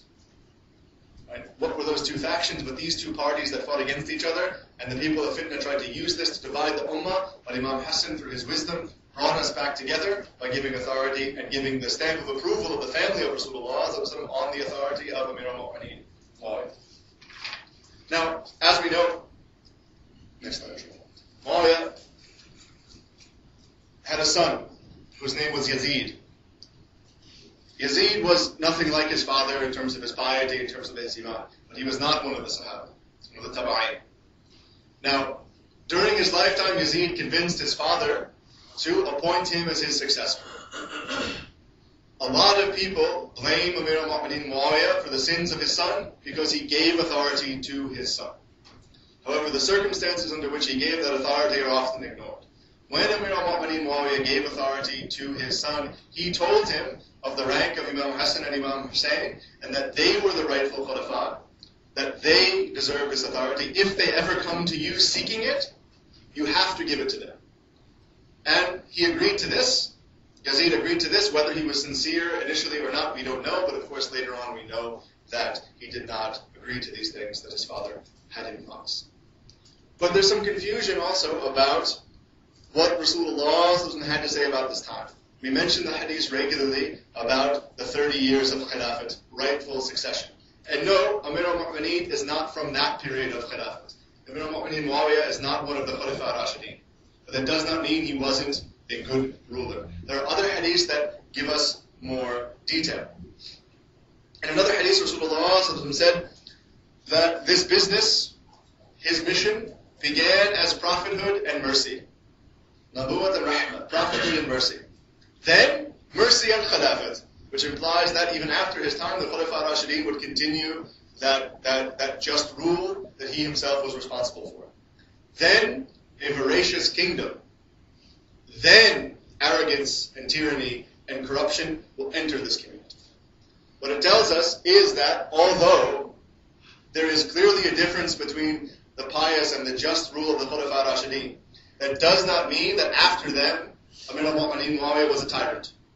This is what many people will try to argue. However, this narration tells us that although monarchy is not quite as good as Khilafat, it is not in and of itself bad. Because Rasulullah also makes a distinction between monarchy itself and outright tyranny. So there must have been something in between Khilafat and tyranny. What was that? The reign of Amir al-Mu'mineen Muawiyah radiyallahu anhu. Although he was not a Khalifa, although he was not as pious and as just and as good as the Khulafa Rashideen, he was better than the tyrants. He was better than the leaders who came later. So he's included amongst those men who ruled this ummah fairly and justly. And there's a more detailed narration in which he said that there shall be prophethood amongst you for as long as Allah subhanahu wa ta'ala wishes. Then it will be lifted when Allah subhanahu wa ta'ala wishes. Then there will be khilafat. Prophethood and then khilafat on the same pattern, on the same manhaj of prophethood. For as long as Allah subhanahu wa ta'ala wants it to be there. These are the 30 years of khilafat. Then Allah subhanahu wa ta'ala will lift it up when He wishes. Then, He says again, there will be kingship for as long as Allah subhanahu wa ta'ala wishes. Then again it will be lifted up whenever He wishes. Then finally He says there will be tyrannical kingship. And again He makes that distinction between kingship and tyranny. Making this very, very clear. But He also tells us about how this tyranny will come. inshallah, the next one. Imam Bukhari narrates that Rasulullah said that my ummah will be destroyed under the rule of one of the youths from the Quraysh. A young man will come and bring fitna to this ummah. Right? It'll be a young man from the Quraysh. Imam Ibn Hajar writes that this hadith is an explicit reference to Yazid, not to Muawiyah. A lot of the people of Bid'ah will claim that because he mentions the Quraysh, this is a reference to Muawiyah. Some even say, na'udhu billah, it's a reference to the other Khulafa Rashidin. But it's an explicit reference to Yazid and not to Muawiyah. The Sahabah knew about the imminence of the decline of this ummah. They heard him say, sallallahu alayhi wa sallam, there'll be 30 years of khilafat. They also heard him say, then there will be kingship, then there will be tyranny. And they feared for it. Imam Abu Hurairah, radiyallahu anhu, as we know, his knowledge of the hadith exceeds that of the other Sahaba. He undoubtedly knew these narrations. Said that I have learned from Rasulullah sallallahu alayhi wa sallam two kinds of knowledge. The one I'm telling you, the hadith that he narrated. The second, if I tell people about it, they're going to cut my head off because of the fear, the danger that they would encounter in it. In his commentary on this hadith, Imam Ibn Hajar mentions that the type of knowledge he possessed were names of the tyrants and when they would rule. That Abu Hurairah was given knowledge from Rasulullah ﷺ of the names of the tyrants that would come and when they would rule. But he feared telling anyone about it because of the response that they might give. Perhaps they didn't have the patience and the forbearance that he did, and they would respond indirectly, so he held back from telling them. And sometimes Abu Hurairah would indirectly talk about how this would happen. But it's known that he would make a particular dua that he be protected from the 60th year of the Hijrah. The 60th year of the Hijrah, in particular. He asked Allah subhanahu wa ta'ala to protect him from this. Right? And it's understood that this refers particularly to Yazid, because that was the year that he came to power. And we know the haqq of this in terms of his dua and in terms of what Rasulullah told him, because Abu Hurairah radiyallahu anhu died 1 year before Yazid came to power. He asked Allah subhanahu wa ta'ala to protect him from that particular year and that tyranny, and he died before Yazid came to the throne. It's evidence that this is not Muawiyah, who he fears, but Yazid himself. So the Sahaba themselves knew this tyranny was coming, and those who had this intimate knowledge from Rasulullah knew that the first of the tyrants would be Yazid and not Muawiyah. So we have to be very, very careful in discussing the rank of all of the Sahaba, and one of the ways that people find themselves falling into fitna is in regard to Amir al-Mu'mineen Muawiyah. Why? Because he did appoint his son, Yazid, as his successor. This is true. He did do this, but he is not responsible for the sins of the son. What are the sins of the son? The death of the grandson of Rasulullah, Imam Hussein, whom inshallah, now we make our transition to the second category of people close to Rasulullah, whom we have to love, inshallah, the Bayt, the people of the house, the family of Rasulullah sallallahu alayhi wa sallam, who from amongst the Sahaba have a unique rank. And again, just as a portion of our love for Rasulullah sallallahu alayhi wa sallam and our respect for him is love and respect for the Sahaba, a portion of our love and respect for Rasulullah sallallahu alayhi wa sallam is our love for his family. Our love for him is not complete until we love them. This relationship between Rasulullah and his family, and that we must respect them and honor them, is made very clear in a hadith from Imam Bukhari, in which Abu Bakr as-Siddiq radiyallahu anhu tells us that we should be mindful, we should be careful of Rasulullah in regard to his Ahlul Bayt, the people of his house. Telling us that your relationship with him sallallahu alayhi wa sallam is dependent on your attitude towards them. In al-Bukhari, which is one of the commentaries on Sahih Bukhari, we're told that being mindful means that you respect the Ahlul Bayt, you do not harm them, and you do not speak ill of them. So their rank and our relationship with them is exactly like that of the Sahaba. We accept all of them, we love all of them, and we only speak well of them, and we hold back from saying anything negative about them. Why? Only because of their relationship with Rasulullah. But who are the Ahl Bayt? Again, here is where we find some confusion, and this is again one of the places where people fall into fitna. Some people will say that the Ahl Bayt are only the first category that you find here. But all four of these categories are considered Ahl Bayt according to the people of the Sunnah. First and foremost amongst the Ahl Bayt are the immediate family of Rasulullah sallallahu alaihi wasallam, Ali, his cousin and son-in-law, Fatima, his daughter, and their two sons, Hassan and Hussein, as well as their descendants. Generally, when we talk about Ahl Bayt, this is who we mean. However, we do not limit our definition to them. We also include amongst Ahl Bayt the mothers of the believers, the beloved wives of Rasulullah sallallahu alaihi wasallam.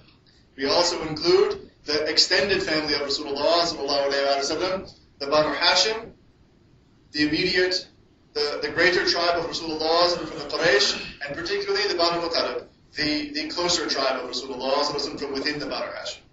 And finally, a fourth category, that anyone who takes on the attributes of Rasulullah sallallahu alaihi wasallam in behavior and character also will be included amongst those who are from the family of Rasulullah sallallahu alaihi wasallam. Why? Because proximity to him sallallahu alaihi wasallam could be in terms of an actual physical relationship, keeping his company, or it could be in following his sunnah. So we also, out of respect for his sunnah, will include those who are closest to it in this category. The proof that we have that the first category, Ali, Fatima, Hassan and Hussein, radiyallahu anhum ajma'in, are from Ahl Bayt, come from this famous verse from Surah Ali Imran, which is the verse of Mubahala, calling down of curses. There were some Christians who came to Rasulullah sallallahu alaihi wasallam challenging his claim to prophethood, challenging what he had to say about Allah subhanahu wa ta'ala and Isa alayhi salam. And what Rasulullah sallallahu alaihi wasallam was commanded by Allah subhanahu wa ta'ala to do was gather them together, say to them, as the verse says, come, we will summon our sons and your sons, our women and your women, ourselves and yourselves, then we will pray to Allah subhanahu wa ta'ala humbly and invoke the curse of Allah subhanahu wa ta'ala upon the one who is lying. This is actually a legitimate form of debate. It's not really recommended. There are people who do it. I don't know, I want to say surprisingly, unsurprisingly, amongst the Shia ulama today, they're the only ones I've ever encountered who actually do this. I met one family once in India where the son of a local imam was having a conflict with another Shia group, and in reference to this verse, he called them to bring their families and call down curses upon the one who is lying. So it is a legitimate means of resolving a debate, although it's not recommended. But Rasulullah did this. Right? He called them. And when this verse was revealed, call your families. Right? Allah subhanahu wa ta'ala was telling Rasulullah, gather together your family. So what does he do? He gathers together Ali, Fatima, Hassan and Hussein and says, Ya Allah, this is my family. Right? These are the ones who I will bring.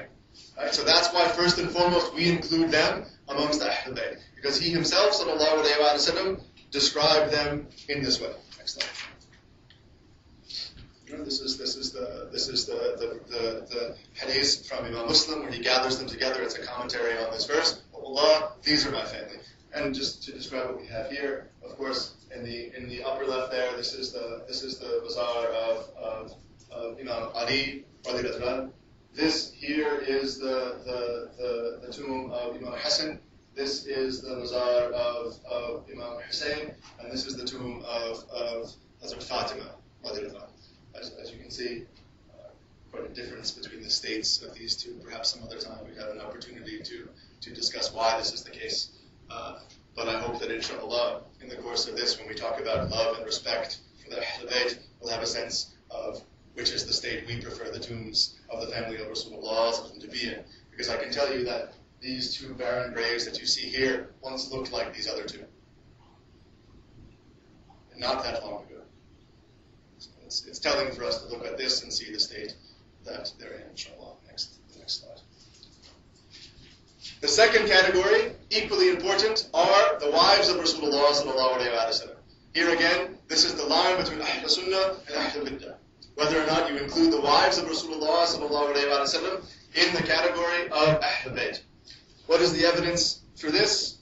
First and foremost, this is an explicit hadith from Imam Bukhari, that when Rasulullah sallallahu alayhi wa sallam went to visit his wives, first he came to Hazrat Aisha. When he entered into her room, he said, Assalamu alaikum Ahl Bayt. Right? Explicitly. Peace be upon you, people of the house. Right? He said this to Aisha, and she replied, Walaikum assalam wa rahmatullah. How do you find your ahlaq? How do you find your people? In reference to his wives. Rahmatullah. May Allah bless you for this. Huh? And it's reported that he then went to each and every single one of his wives and said, Assalamu alaikum Ahl Bayt wa rahmatullah. He addressed them in this way, so this is one of the proofs that they're included amongst the Ahl Bayt. There's also another verse from Surah Ahzab. Sure, we can skip over that. I'll go back to it in a moment. Actually, let's go to that, inshallah. Again, evidence for not just them being from Ahl Bayt, but the love that we have for them is that Allah subhanahu wa ta'ala here in this beautiful verse describes Rasulullah sallallahu alayhi wa sallam quite rightly as being closer to us, really better for us, for the believers, than we are for ourselves. Right? This is again a way of describing the kind of love we should have for Rasulullah sallallahu alayhi wa sallam. And who are his wives? But the mothers of the believers. Right? If we think back to the verse in which we began today, the command of Allah subhanahu wa ta'ala, what does he say? Right? And what does Rasulullah say the love we should have for him should be? Right? None of you believes until you love me more than you love your fathers and your mothers and your children and all people. Right? What this means is that the wives of Rasulullah sallallahu alayhi wa sallam, the mothers of the believers, should be more beloved to us than our own mothers. We should love those who are close to Rasulullah sallallahu alayhi wa sallam more than we love our own personal relations, and this is the evidence from the Quran. They're described in this way. If this doesn't make them from Ahl Bayt, from the family of Rasulullah, so I don't know what does. But there's another verse that is generally described as being a description of Ali, Hassan, Hussein, and Fatima, in which Allah subhanahu wa ta'ala says that Allah subhanahu wa ta'ala only wishes to remove uncleanliness from you, O Ahl Bayt, and describes and addresses Ahl Bayt. The Shia will take this as being a reference only to Ali, Hassan, Hussein, and Fatima, because in one hadith that even we agree with, Rasulullah again gathered them together and said, Oh Allah, these are my Ahl Bayt. But in a number of tafsirs, including Ibn Kathir, he mentions that who is being referred to in this particular verse is also the wives of Rasulullah. So even the Quran is believed to refer to the wives of Rasulullah as being from the Ahl Bayt. But for those of you who don't know, again, it would be wonderful if we would have an opportunity to discuss them in detail. But these are the wives of Rasulullah sallallahu alayhi wa sallam. We add to them Marya al-Qibtiyya radiallahu anha, although she was a concubine of Rasulullah sallallahu alayhi wa sallam, but she is the mother of Ibrahim, the son of Rasulullah sallallahu alayhi wa sallam. So he included her in this category as well, that we should have love and honor and respect for her, because she gave birth to someone who was very beloved to Rasulullah sallallahu alayhi wa sallam. Although he died as a child, Ibrahim is someone whom Rasulullah loved, and we love him, and we love his mother as well. The third category of Ahl Bayt are the tribe of Rasulullah sallallahu alayhi wa sallam, the Banu Hashim, who are the greater tribe from within the Quraysh of Rasulullah sallallahu alayhi wa sallam, and the Banu Muttalib. There are, of course, many beautiful hadiths in which Rasulullah sallallahu alayhi wa sallam again refers to those close to him as being chosen for him by Allah subhanahu wa ta'ala. Just as he describes his companions as being chosen for him, and amongst them, the Khulafa Rashidin were chosen for him in particular. He describes his tribe and his family and his greater lineage in the same terms. In this hadith from Imam Muslim, Imam Tirmidhi, he says that Allah subhanahu wa ta'ala chose from the two sons of Ibrahim alayhi salam, Ismail from the children of Ibrahim alayhi salam, and from them he chose the Bani Kanana from the children of Ismail, and he chose the Quraysh from the Bani Kanana. These are the tribes that came after the time of Ismail alayhi salam. As we know, Ismail alayhi salam settled in Makkah with his mother Hajar. There he married, and the community that developed there, he married into a tribe that came north from Yemen. This is the origin of the Arab people that we know today. The origin of the people of Makkah today begins with Ismail alayhi salam, and from his descendants, Rasulullah was telling us that he is the preferred of the two sons, and of his descendants, the Banu Kanana are the tribe that are preferred. From that greater tribe, Allah subhanahu wa ta'ala chose the Quraysh, the greater tribe of Rasulullah from the Banu Kanana, and from the Quraysh, he chose the Banu Hashim. And he chose me from the Banu Hashim. This last statement is evidence of the rank of the Banu Hashim in all of these groups, because what does he say? He chose me from the Banu Hashim. And he chose the Banu Hashim from the Quraysh and the Banu Kanana from the children of Ismail alayhi salam. Just as he was chosen as the best of creation, right? The Banu Hashim are chosen as the best of tribes. Right? And there are many, many hadiths in which he talks about the preference that should be given to his family and his lineage and his tribe. He says in the hadith from Imam Tirmidhi, whoever demeans the Quraysh, may Allah demean him. Whoever insults the Quraysh, may Allah lower him in rank, is what this means. And again another hadith, that Allah subhanahu wa ta'ala tells us that give preference to the Quraysh and don't yourself precede them. Give respect to them and honor them and recognize their rank above you. Now, of course, we have to be clear that when we're talking about the Quraysh and the Banu Hashim and the Banu Kanana and the descendants of Ismail alayhi salam, we mean the people of Iman. Because although we know that not every member of the Quraysh, not every member of the Banu Hashim, not every member of the family of Rasulullah sallallahu alayhi wa sallam was a believer. So what he's talking about are the believers from amongst these tribes. And this is the extended family of Rasulullah sallallahu alayhi wa sallam, which includes some of the most prominent Sahabah, Sayyidina Abbas, the uncle of Rasulullah sallallahu alayhi wa sallam, Sayyidina Ibn Abbas, the cousin of Rasulullah sallallahu alayhi wa sallam, many hadiths we've been mentioning for him today. Sayyidina Jafar, radhi anhu, this is the brother of Sayyidina Ali, also the son of Abu Talib, and their descendants. So that many of you know, might have friends, many of you actually might be Sayyids. And generally when we talk about the descendants of Rasulullah sallallahu alayhi wa sallam, we talk about the descendants of Imam Hassan and Imam Hussein. Those are the Sayyids proper. However, the greater family of Rasulullah sallallahu alayhi wa sallam includes the Banu Hashim, the Hashimis. And so there are prominent figures from later generations. Imam Shafi is from the descendants of the Banu Hashim. And this is considered one of the blessings that Allah subhanahu wa ta'ala has given to his madhab, that he is from the family of Rasulullah sallallahu alayhi wa sallam. As we'll discuss in a moment, there's a hadith in which Rasulullah sallallahu alayhi wa sallam told us to follow the Quran and his family. I know many ulama who chose to follow the Shafi madhab because they see it as being a means towards obeying the command of Rasulullah sallallahu alayhi wa sallam, because the madhab of Imam Shafi, he is a Sayyid, he's from the family of Rasulullah sallallahu alayhi wa sallam, so they explicitly chose that madhab because of that connection to Rasulullah sallallahu alayhi wa sallam. So there's great virtue in this. And finally, there's a fourth category that we include, those who are close to Rasulullah sallallahu alayhi wa sallam in terms of character and in terms of action.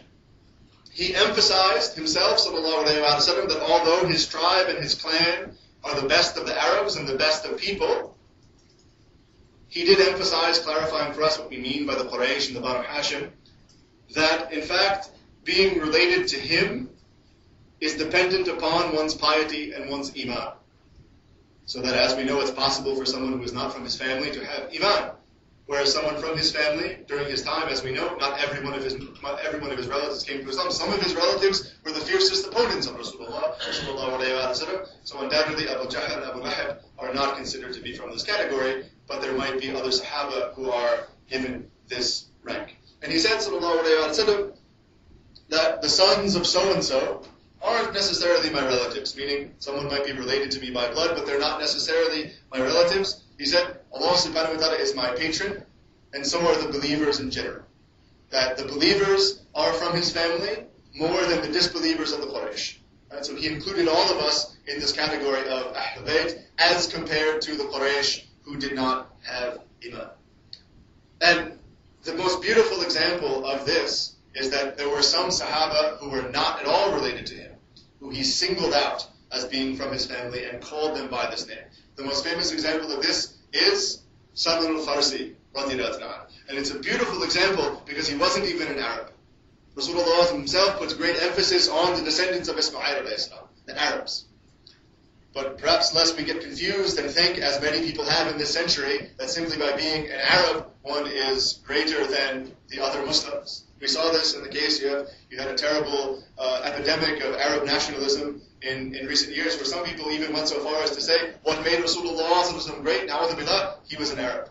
In the sense that that was what made him rahmatul lil alameen, that's what made him khairul khalqillah alone. Undoubtedly the Arabs, right, being Arab doesn't make Rasulullah great. Rasulullah sallallahu alaihi wasallam makes being Arab great. That's the direction of influence. But some people in recent years have gotten confused about this. So perhaps to protect us from this, Rasulullah sallallahu alaihi wasallam said very explicitly, Salman is from my Ahlul Bayt.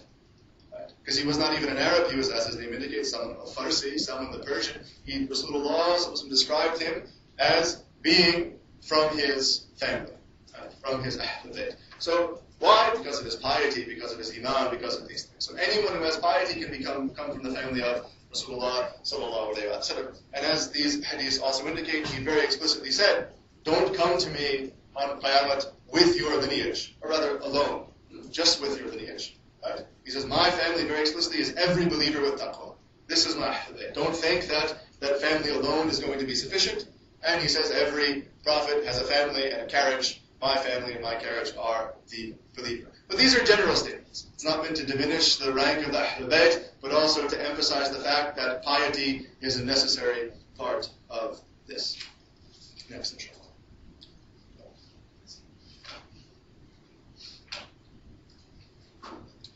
In the hadith, you'll find, however, great descriptions of the rank of the Ahlul Bayt and the role that they play in this ummah. And in these hadiths, Rasulullah is referring explicitly to his immediate family. Ali, Hassan, Hussein, Fatima, and his wives, as well as the Banu Hashim and the Banu Muttalib. We find numerous statements from Rasulullah that call us to love his family and tell us explicitly about their high rank. The most famous of these, and be mindful of this, are the hadiths that are known as the hadiths of Thaqalain, the two important things, the two weighty matters. Now, before we actually discuss the hadiths, it's important to mention that there is some confusion about what Thaqalain are. In our collections of hadiths, there are two statements from Rasulullah in which he tells us that Thaqalain are, in one series of narrations, the Quran and the Sunnah. This is true. And generally, this is the hadith that people will narrate. However, inshallah, as we will discuss, Imam Muslim tells us that Thaqalain, the two weighty matters, are the Quran and the family of Rasulullah sallallahu alaihi wasallam. And this hadith is the one that describes this for us, to show you the importance of it. Sayyidina Zayd ibn Arqam narrated that Rasulullah sallallahu alaihi wasallam stood in a place called Khum, beside a small stream. And this is something we need to remember because we are Ahl Sunnah, and this is for us. You might have heard, those of you particularly from the subcontinent, there's a holiday that the Shia celebrate on the day that this hadith was narrated. And they call it as the day of Ghadir Qum, the day of the brook, the stream of Qum. They were standing near a stream in between Mecca and Medina. And Rasulullah sallallahu alaihi wasallam stopped there to address the Sahabah. And it's written that he praised Allah subhanahu wa ta'ala. He said, Alhamdulillah, he glorified him, and then he said, O people, truly I am now waiting for a messenger of death sent by my Lord so that I may respond. He knew that his time was coming and that he was going to leave us, sallallahu alayhi wa sallam. So he wanted to give us an essential piece of information that we might be protected. And he said, sallallahu alayhi wa sallam, therefore I am leaving with you Athaqalain, two weighty things, two important things. The first, Allah's book. In it is the guidance and the light. Therefore, hold fast to Allah subhanahu wa ta'ala's book and conform to it. Something obvious to us that, what is the legacy of Rasulullah? What did he leave for us? The Quran. And he encouraged the people to do this. Then he said, sallallahu alayhi wa sallam, and the people of my house, and my Ahlul Bayt. I remind you of Allah subhanahu wa ta'ala concerning the people of my house. And he said this 3 times, repeatedly. I remind you of the people of my house. I remind you of Allah concerning the people of my house. Be mindful of the people of my house, is what he said. I remind you of Allah concerning the people of my house. So the 2 things he left behind for our guidance were the Quran and his family. Now some people will object to this hadith because they're familiar with the other one in which he says, I'm leaving behind the Quran and my Sunnah. But there is no contradiction here. What it essentially means is that if you want to learn the Sunnah, you're going to take it from his Ahl Bayt, from his family.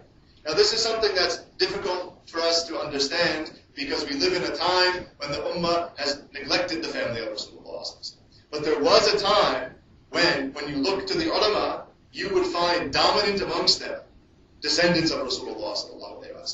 So up until very recently, every Muslim understood the relationship between the Sunnah and the family of Rasulullah.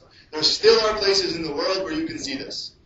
One of them is that region of southern Yemen called Hadramaut. Some of you might be familiar with it. There's a city called Tarim. And that is a city where the Sayyids, the descendants of Rasulullah still are the majority of the ulama there. Why? Because the people there supported them and loved them and gave them what they needed. In our day and age, the Sayyids are forced to go out and earn a living. But there was a time when Muslim governments would support them with stipends so that they could dedicate themselves to the legacy of their grandfather. So it's only very recently that we see the separation between the Sunnah and the family of Rasulullah. A lot of people blame the Sayyids themselves for this. But it's our obligation to support them and to ensure they have the ability to learn the Sunnah and teach it to us. So there's no contradiction. But he tells us very, very explicitly, I'm leaving behind you two things. I'm leaving you, but you will have something to hold on to, the Quran and my family. Another version from Imam Tirmidhi, he describes in more detail what he expects from us. He says, I'm leaving amongst you that thing which if you hold on to it, you will never go astray. He says, one of them is greater than the other.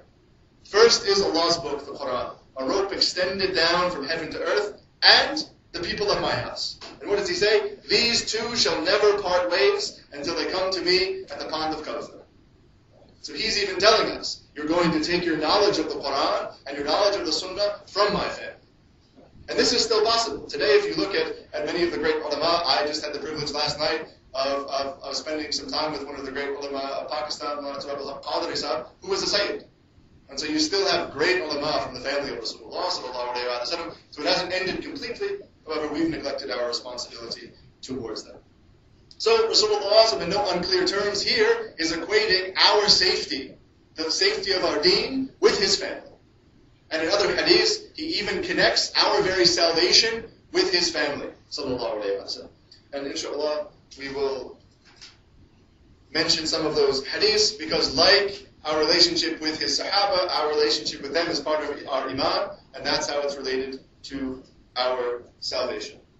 So he says, sallallahu alayhi wa sallam, that I swear an oath in the name of Allah that iman will never enter the heart of any Muslim unless he loves you, or Ahl Bayt, only for the pleasure of Allah and out of respect for your relationship with me.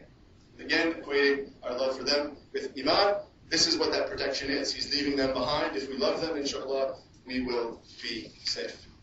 If we had time, we would go through many of these hadiths because there are countless narrations from Rasulullah about his family and the love we should have for them.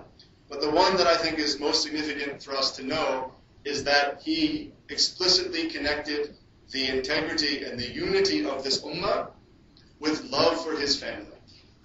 He said, sallallahu alayhi wa sallam, just as the stars protect the people of earth from sinking, meaning they use them when they travel by sea, on ships to navigate, yes?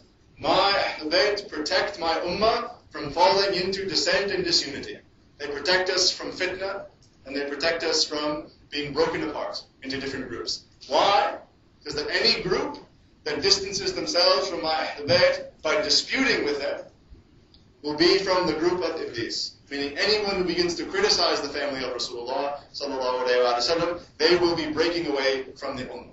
And what's interesting about this is the first group to break away from this ummah, they were given the name, those who broke away, the Khawarij. Why did they break away? Because they fought with Sayyidina Ali, Karamallahu wajh. They initially were from his party. But when that dispute took place between Sayyidina Ali and Amir al-Mu'mineen Muawiyah, and it was resolved, the Khawarij broke away from Sayyidina Ali because he associated with Amir al-Mu'mineen Muawiyah, and they did takfir both of Sayyidina Ali and Amir al-Mu'mineen Muawiyah radiyallahu anhu. So the first group to break away from this ummah, the Khawarij, who are described as being those who left, who broke away, were those who had a disagreement with the most prominent of the members of the family of Rasulullah sallallahu alaihi wasallam. History proves this, that unnecessarily fighting and arguing with the family of Rasulullah sallallahu alaihi wasallam will result in fitna. This is a very telling narration from Rasulullah sallallahu alaihi wasallam. And explicitly in the hadith you find reference to the love and the honor and the respect you should have for these most prominent members of his family. So most of the narrations we have tell us to love them. So you see the risk that we take when we criticize the immediate family of Rasulullah sallallahu alaihi wasallam. Inshallah, we can just read these, although there are many more. In which he said sallallahu alaihi wasallam, again comparing our love for him with love for them. He said, whoever has me as his master, as his leader, also has Ali as his master. Again, there's some confusion about what this means, but this is the haqq. This is the status of Imam Ali radhi, that for whomever followed Rasulullah sallallahu alaihi wasallam must also follow Sayyidina Ali. Some people like to use this hadith to criticize Abu Bakr as-Siddiq, Sayyidina Amr, and Sayyidina Uthman radhi. However, they forget those other narrations in which he said sallallahu alaihi wasallam, take as your two leaders, the two who come after me, Abu Bakr and Amr. There's no contradiction here. All he is telling us sallallahu alaihi wasallam is that they all are your leaders. If you followed me, you must follow them. And we see this today. Unfortunately, you have many groups, and perhaps this was a warning against for the Khawarij as well. There are people who, na'udhu billah, they're rare, who will accept Abu Bakr, Umar, and Uthman and reject Sayyidina Ali. Those of you from Pakistan might be familiar with a group called Sahabah. That's essentially their position, that the Sahabah are greater than the Ahlul Bayt. They've taken sort of the opposite angle of the Shia, who reject the Khulafa Rashidin and accept the Sahabah. This is the kind of fitna that enters into this ummah, and the kind of disease that enters into our hearts. And he continues, sallallahu alaihi wasallam, O Allah, befriend the one who befriends him, and oppose the one who opposes him. Again, asking Allah subhanahu wa ta'ala to protect those of us who are close to the family of Rasulullah sallallahu alaihi wasallam. And again, he says in this beautiful hadith from Imam Muslim, only a believer will love you, O Ali. Right? It's Iman. Only a person of Iman will love Sayyidina Ali, and only a hypocrite, only a person of nifaq would hate you, Ya Ali. Right? This is the haqq. Right? We saw this during the time of Sayyidina Ali with the Khawarij. It appeared as if they had Iman, it appeared as if they were the people of the Sunnah, but when they hated Sayyidina Ali, they broke from this Ummah. And finally, particularly Imam Hassan and Imam Hussein, who were the two sort of bright lights in the eyes of Rasulullah, so he described them as his flowers, and he loved them more than the affection he showed for them publicly, more than anyone else. People criticized him for it. The Bedouins would come and criticize Rasulullah for hugging and kissing his two beloved grandsons, Imam Hassan and Imam Hussein. He loved them, and they were of all the children, they were closest to him. So he said, sallallahu alaihi wasallam, whoever loves them, meaning Hassan and Hussein, loves me. Whoever hates them, hates me, as in the case of the Sahaba and the rest of his family. And again, regarding Fatima and Imam Hassan and Imam Hussein, he said, whoever fights with you, I will fight him. Whoever loves you, I will love him. Again, equating our love for them with our love for him. And finally, the most famous hadith about Imam Hussein, Hussein is mine and I am his. Whoever loves Hussein, Allah subhanahu wa ta'ala will love him because Hussein is my grandson. This is an excellent narration to help us understand this phenomena, because he tells us why. Right? Some people make the mistake of thinking that what gives the Ahlul Bayt of his time value is their piety. Undoubtedly. But here he tells us, sallallahu alayhi wa sallam, why must you love him? Why is it that Allah subhanahu wa ta'ala loves the people who love him? Because he is my grandson, because he is my descendant. That's an explicit statement that is the value of Imam Hussein. He's the grandson of Rasulullah sallallahu alayhi wa sallam. And as a final point, we need to note that just as people use Amir al-Mu'minin Muawiyah radhi as a way of attacking the Sahaba, people use certain members from the family of Rasulullah, his descendants, as a means of attacking his family. But what they don't realize is that the Salaf al-Salihin, from the time of the Sahaba onward, always gave preference to the family of Rasulullah regardless of the piety of particular individuals. Sayyidina Abu Bakr as-Siddiq tells us, and this is a very famous narration, that by the one who has my soul in his hand, the near kin of Rasulullah, the family of Rasulullah are dearer to me than my own family. To show you just how far he went in this, we were mentioning it during the break. As we know, one of the blessings that Allah subhanahu wa ta'ala granted to Abu Bakr as-Siddiq is that 4 generations of his family were Sahabah. He's the only person who had this privilege. He was a Sahabi. His father was a Sahabi. His son and his grandson were also Sahabi. So 4 generations of the family were from amongst the Sahaba. Although the son and the grandson and the grandfather came to Islam later. In fact, we know that Sayyidina Abu Bakr as-Siddiq fought on the battlefield, the same battlefield as his son. And to show you the kind of love and the kind of preference he gave to Rasulullah and to the Muslims, after his son came to Islam, he said to Abu Bakr as-Siddiq, you know, there were many times on the battlefield that I saw you, and I had a clear shot, but I held back, and I didn't shoot. Abu Bakr as-Siddiq said, I didn't see you, and you're lucky that I didn't, because I wouldn't have held back at that time. Because it's the preference he gave to Rasulullah was in protecting him over and above his own family. But alhamdulillah, his family came to Islam. But when his father came to Islam, Abu Bakr as-Siddiq, of course, was overjoyed. Any of you here, like myself, who are converts, imagine the joy that would come to your hearts if your parents joined you in taking Islam. So, alhamdulillah, overjoyed that his father came to Islam. Rasulullah was happy. When he came to Islam, Abu Bakr as-Siddiq brought his father to Rasulullah, and Rasulullah said, what are you doing? He shouldn't come to us. I should have gone to him, is what he said. Right?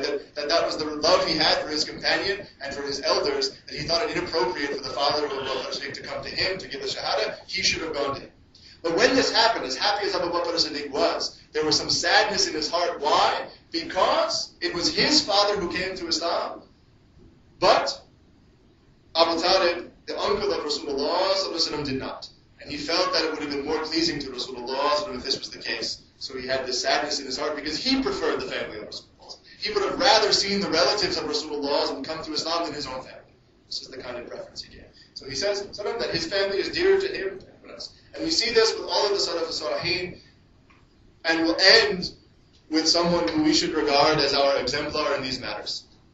Because, again, we're talking about the best of the Ahl Bayt, the best of the Sahaba, Ali, Hassan, Hussein, Fatima, Abbas, Ibn Abbas, Jafar, all of the immediate family of Rasulullah, and we're also Sahaba. But it goes beyond that.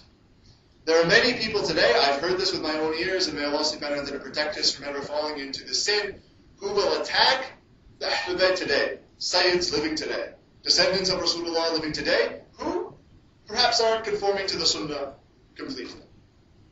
And they'll criticize them. And they'll even say, Na'udhu billah, how can he be a Sayyid? Look how he behaves. Just recently I heard someone say this to me, that he got into some conflict with someone who I know is from a family of Sayyids, and said, no, I don't believe it, Na'udhu billah. Because if he was from the family of Rasulullah, he wouldn't act like this. We have this bad habit of demanding from the family of Rasulullah what we don't expect from the rest of us, that they should be exemplars of the Sunnah of Rasulullah. Inshallah, all of them will be, and may Allah subhanahu wa ta'ala give them that tawfiq. But people think that this is somehow love for Rasulullah sallallahu alayhi wa sallam to criticize his family if they don't follow the Sunnah. Because they're saying, no, I'm giving preference to the Sunnah. Even if someone from the Ahl Bayt treated them unjustly, the Salaf as-Salihin would even endure that injustice, even if they were the victims of the impiety of those people, and pray for them to be forgiven. Would not retaliate, would not criticize, would leave them, pray for them, and love them. The most famous example of this is Imam Malik. We already mentioned a book, the Shifa of Qadi Iyad. In that, he mentions the behavior of Imam Malik. Imam Malik lived during the time when the Abbasids were the main rulers of the Muslim world. And they were from the family of Rasulullah sallallahu alayhi wa sallam, although they were not necessarily men of piety. The governor of Medina, who was from this particular dynasty and from the family of Rasulullah sallallahu alayhi wa sallam, had Imam Malik arrested and flogged, whipped so severely that he was knocked unconscious. And this was unjustly. He was guilty of nothing. But he was arrested and he was whipped so severely that he was knocked out. Now when the people came to see Imam Malik, think about this, and real injustice was done against him, injustice so severe that he would have a right to retaliate. They came to him, Imam Malik, after he came out of this coma that he was put into. And the first thing he said is, I testify to all of you that I have forgiven him and absolved him from anything that he owes me. The first thing he said, referring to the man, the governor of Medina, who had him arrested and whipped. The first thing that came from his lips, he's forgiven. And they were surprised, because all of them knew he was innocent. All of the people of Medina knew he was innocent. They were going to be witnesses on his behalf. They wondered, how can you say this? How can you possibly forgive this man? All of us will defend you. We're on your side. And he said, I am afraid of dying and meeting the Prophet ﷺ with the shame that anyone from his family entered the fire of Jahannam because of me. What does he mean? There are different kinds of sins. There are some sins that when we commit them, we ask Allah subhanahu wa ta'ala to forgive us, we'll be forgiven. But any injustice we commit against another human being, Allah subhanahu wa ta'ala will not forgive us until those people forgive us. So Imam Malik had a right over this man to retaliate, to hold that against him, to take from him something on Qiyamah. Right? So that's what he means. He knew that if he didn't forgive this man, that man would be punished by Allah subhanahu wa ta'ala on Qiyamah. But because he was from the family of Rasulullah sallallahu alayhi wa sallam, he did not want to see this man punished on his account, even though he was innocent. So he said this. Word of this reached the Sultan, who said to Imam Malik, you were right, the governor was wrong, I am giving you permission to seek retaliation against him. The governor was now at the mercy of Imam Malik, and the Sultan was going to give him to him to take whatever retaliation he wanted from him. And he said to the Sultan, Na'udhu billah, every single time that whip left my body, I forgave him. For every lash, immediately it would hit me and I would forgive him. It would hit me and I would forgive him. Why? Only because of his kinship to Rasulullah sallallahu alaihi wasallam. This is Imam Malik. This is not a small figure in this one. This is one of the Salaf. This is someone who's from the Tabi Tabi'in. So from one of those generations that Rasulullah spoke of as being the greatest. This was his attitude towards not only the impious Sayyids, but those who harmed him. And this is really the example we have to follow, how far we need to go when it comes to loving the family of Rasulullah. And this is what it means to love Ahlul Bayt. Like our love for Rasulullah, we love them unconditionally. We don't place some barrier, only if they give me this, only if I benefit from them in this way. And this is how it goes in regard to the Sunnah. We mentioned that our niyat for following the Sunnah should be our love for Rasulullah sallallahu alaihi wasallam. It shouldn't be the reward we get, whether it's in the dunya or the akhirah. That should be our intention. Similarly, our love for the Ahlul Bayt shouldn't be in relation to what we get from them. And that's what you're doing if you're saying, oh no, he can't be from Ahlul Bayt, look at how he behaves. What you're looking for is something from him. But all you need to know is he's from the family of Rasulullah sallallahu alaihi wasallam, and that's enough. Just as when you hear about the Sunnah, it's enough. There's a beautiful story of Sayyidina ibn Amr in regard to the Sunnah and his attitude towards it. He was riding a camel with one of his companions, and along the trail he came to a place where he took his camel and he made his camel walk in a circle. And he did it deliberately. His companion asked him, this is very strange, why did you do this? They're getting somewhere, they're going somewhere, they're traveling with determination, yet unnecessarily he's delaying the trip by making the camel go in a circle. And he said, I don't know. But once I saw Rasulullah ﷺ coming through here on his camel went in a circle, and I did it because of that. He considered that to be from the Sunnah. So he was following the Sunnah of Rasulullah ﷺ without understanding how it would benefit him. Knowing that that was an action connected to Rasulullah ﷺ was enough for him. Right? This should be the kind of attitude we have, not just towards the Sunnah, but towards everything connected to Rasulullah ﷺ. That simply its relationship to him is enough. We don't need to benefit from it. We have a very bad habit of sort of calculating the sawab that will come to us when we follow the Sunnah. You read this many rakat, you'll get this much sawab. You recite this many verses of the Quran, this will be your maqam and things like this. This is the haqq, this is true. But we should only regard that as sort of the extra generosity of Allah subhanahu wa ta'ala. If we love Rasulullah sallallahu alayhi wa sallam, following the sunnah in and of itself is going to be a reward. We have that attitude towards the sunnah, but also that attitude towards his family. All that matters to us is their relationship to him. And what is going to please Rasulullah sallallahu alayhi wa sallam? Is it going to please Rasulullah sallallahu alayhi wa sallam if we encounter his descendants who might not be properly on the path of the sunnah, and so we shun them and reject them and deny them? Or is it going to make Rasulullah happy that we treat them with kindness and mercy? We pray for their forgiveness, we pray for their guidance, and inshallah they will come to that path, following a path with the character and the behavior worthy of their lineage. Which do you think is going to make Rasulullah happy? Which is the one that's going to benefit us? There's no benefit for us condemning or shunning any of those things. What did he say, sallallahu alayhi wa sallam, when that Sahabi was being flogged and whipped for drinking alcohol? Someone cursed him and he said, don't curse him. Indeed, Allah and His Rasul sallallahu alayhi wa sallam loved him. If that is the status of one of the Sahaba committing a sin like that, imagine the status, imagine the love that Allah subhanahu wa ta'ala and His Rasul sallallahu alayhi wa sallam have for the Ahl Bayt if they're sinners. There's no benefit in cursing them. In fact, if you asked the ulama, this is the attitude really we should have to everyone who has a connection to Rasulullah sallallahu alayhi wa sallam. There's no benefit in criticizing or cursing or harming any of those things. There's iman in their heart. Part of that iman is, of course, la ilaha illallah. But the other part is Muhammad Rasulullah. Right? Iman comes from him, sallallahu alayhi wa sallam. Every believer has that in their heart. Every believer has a connection to Rasulullah sallallahu alayhi wa sallam, and we respect them regardless of their behavior. Right? We love all of them because they're believers, because they have iman. We might not love the mistakes they make and the sins they commit, but we love them. Right? This is the attitude we should have towards all the believers. Imagine that. So Imam Malik really sets for us this beautiful example. Even if someone from the family of Rasulullah harms you, there's greater benefit in you forgiving them than seeking retaliation against them. Of course, we're wary of those who are sinful. Right? We might avoid their company at times if we think that we might come under the influence of that sin, but we do not leave our love for them. We do not stop honoring them. We do not stop respecting them.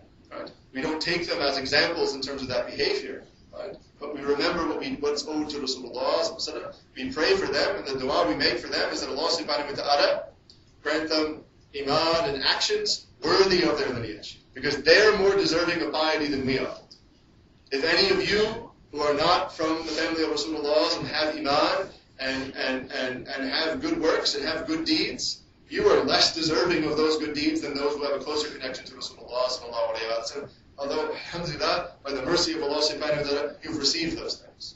So when you see people from the family of Rasulullah sallallahu alayhi wa sallam, you should want for them what you want for yourself. He said sallallahu alayhi wa sallam, none of you believes until you love for your brother what you love for yourself. Right? Imam Nawawi, his commentary on this hadith is that it means every human being. That none of you has iman until you love for every single human being what you love for yourself. And what do you love for every single human being? Iman and piety and good works. Right? If that's the case for every single human being, imagine those who had that connection to Rasulullah. This was the status of Abu Bakr as-Siddiq.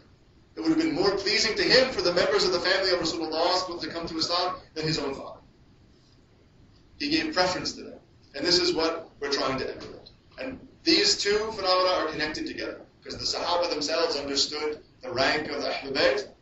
We're expected to follow them and obey them and love them, which includes love for the Ahl Bayt as well. The two come together.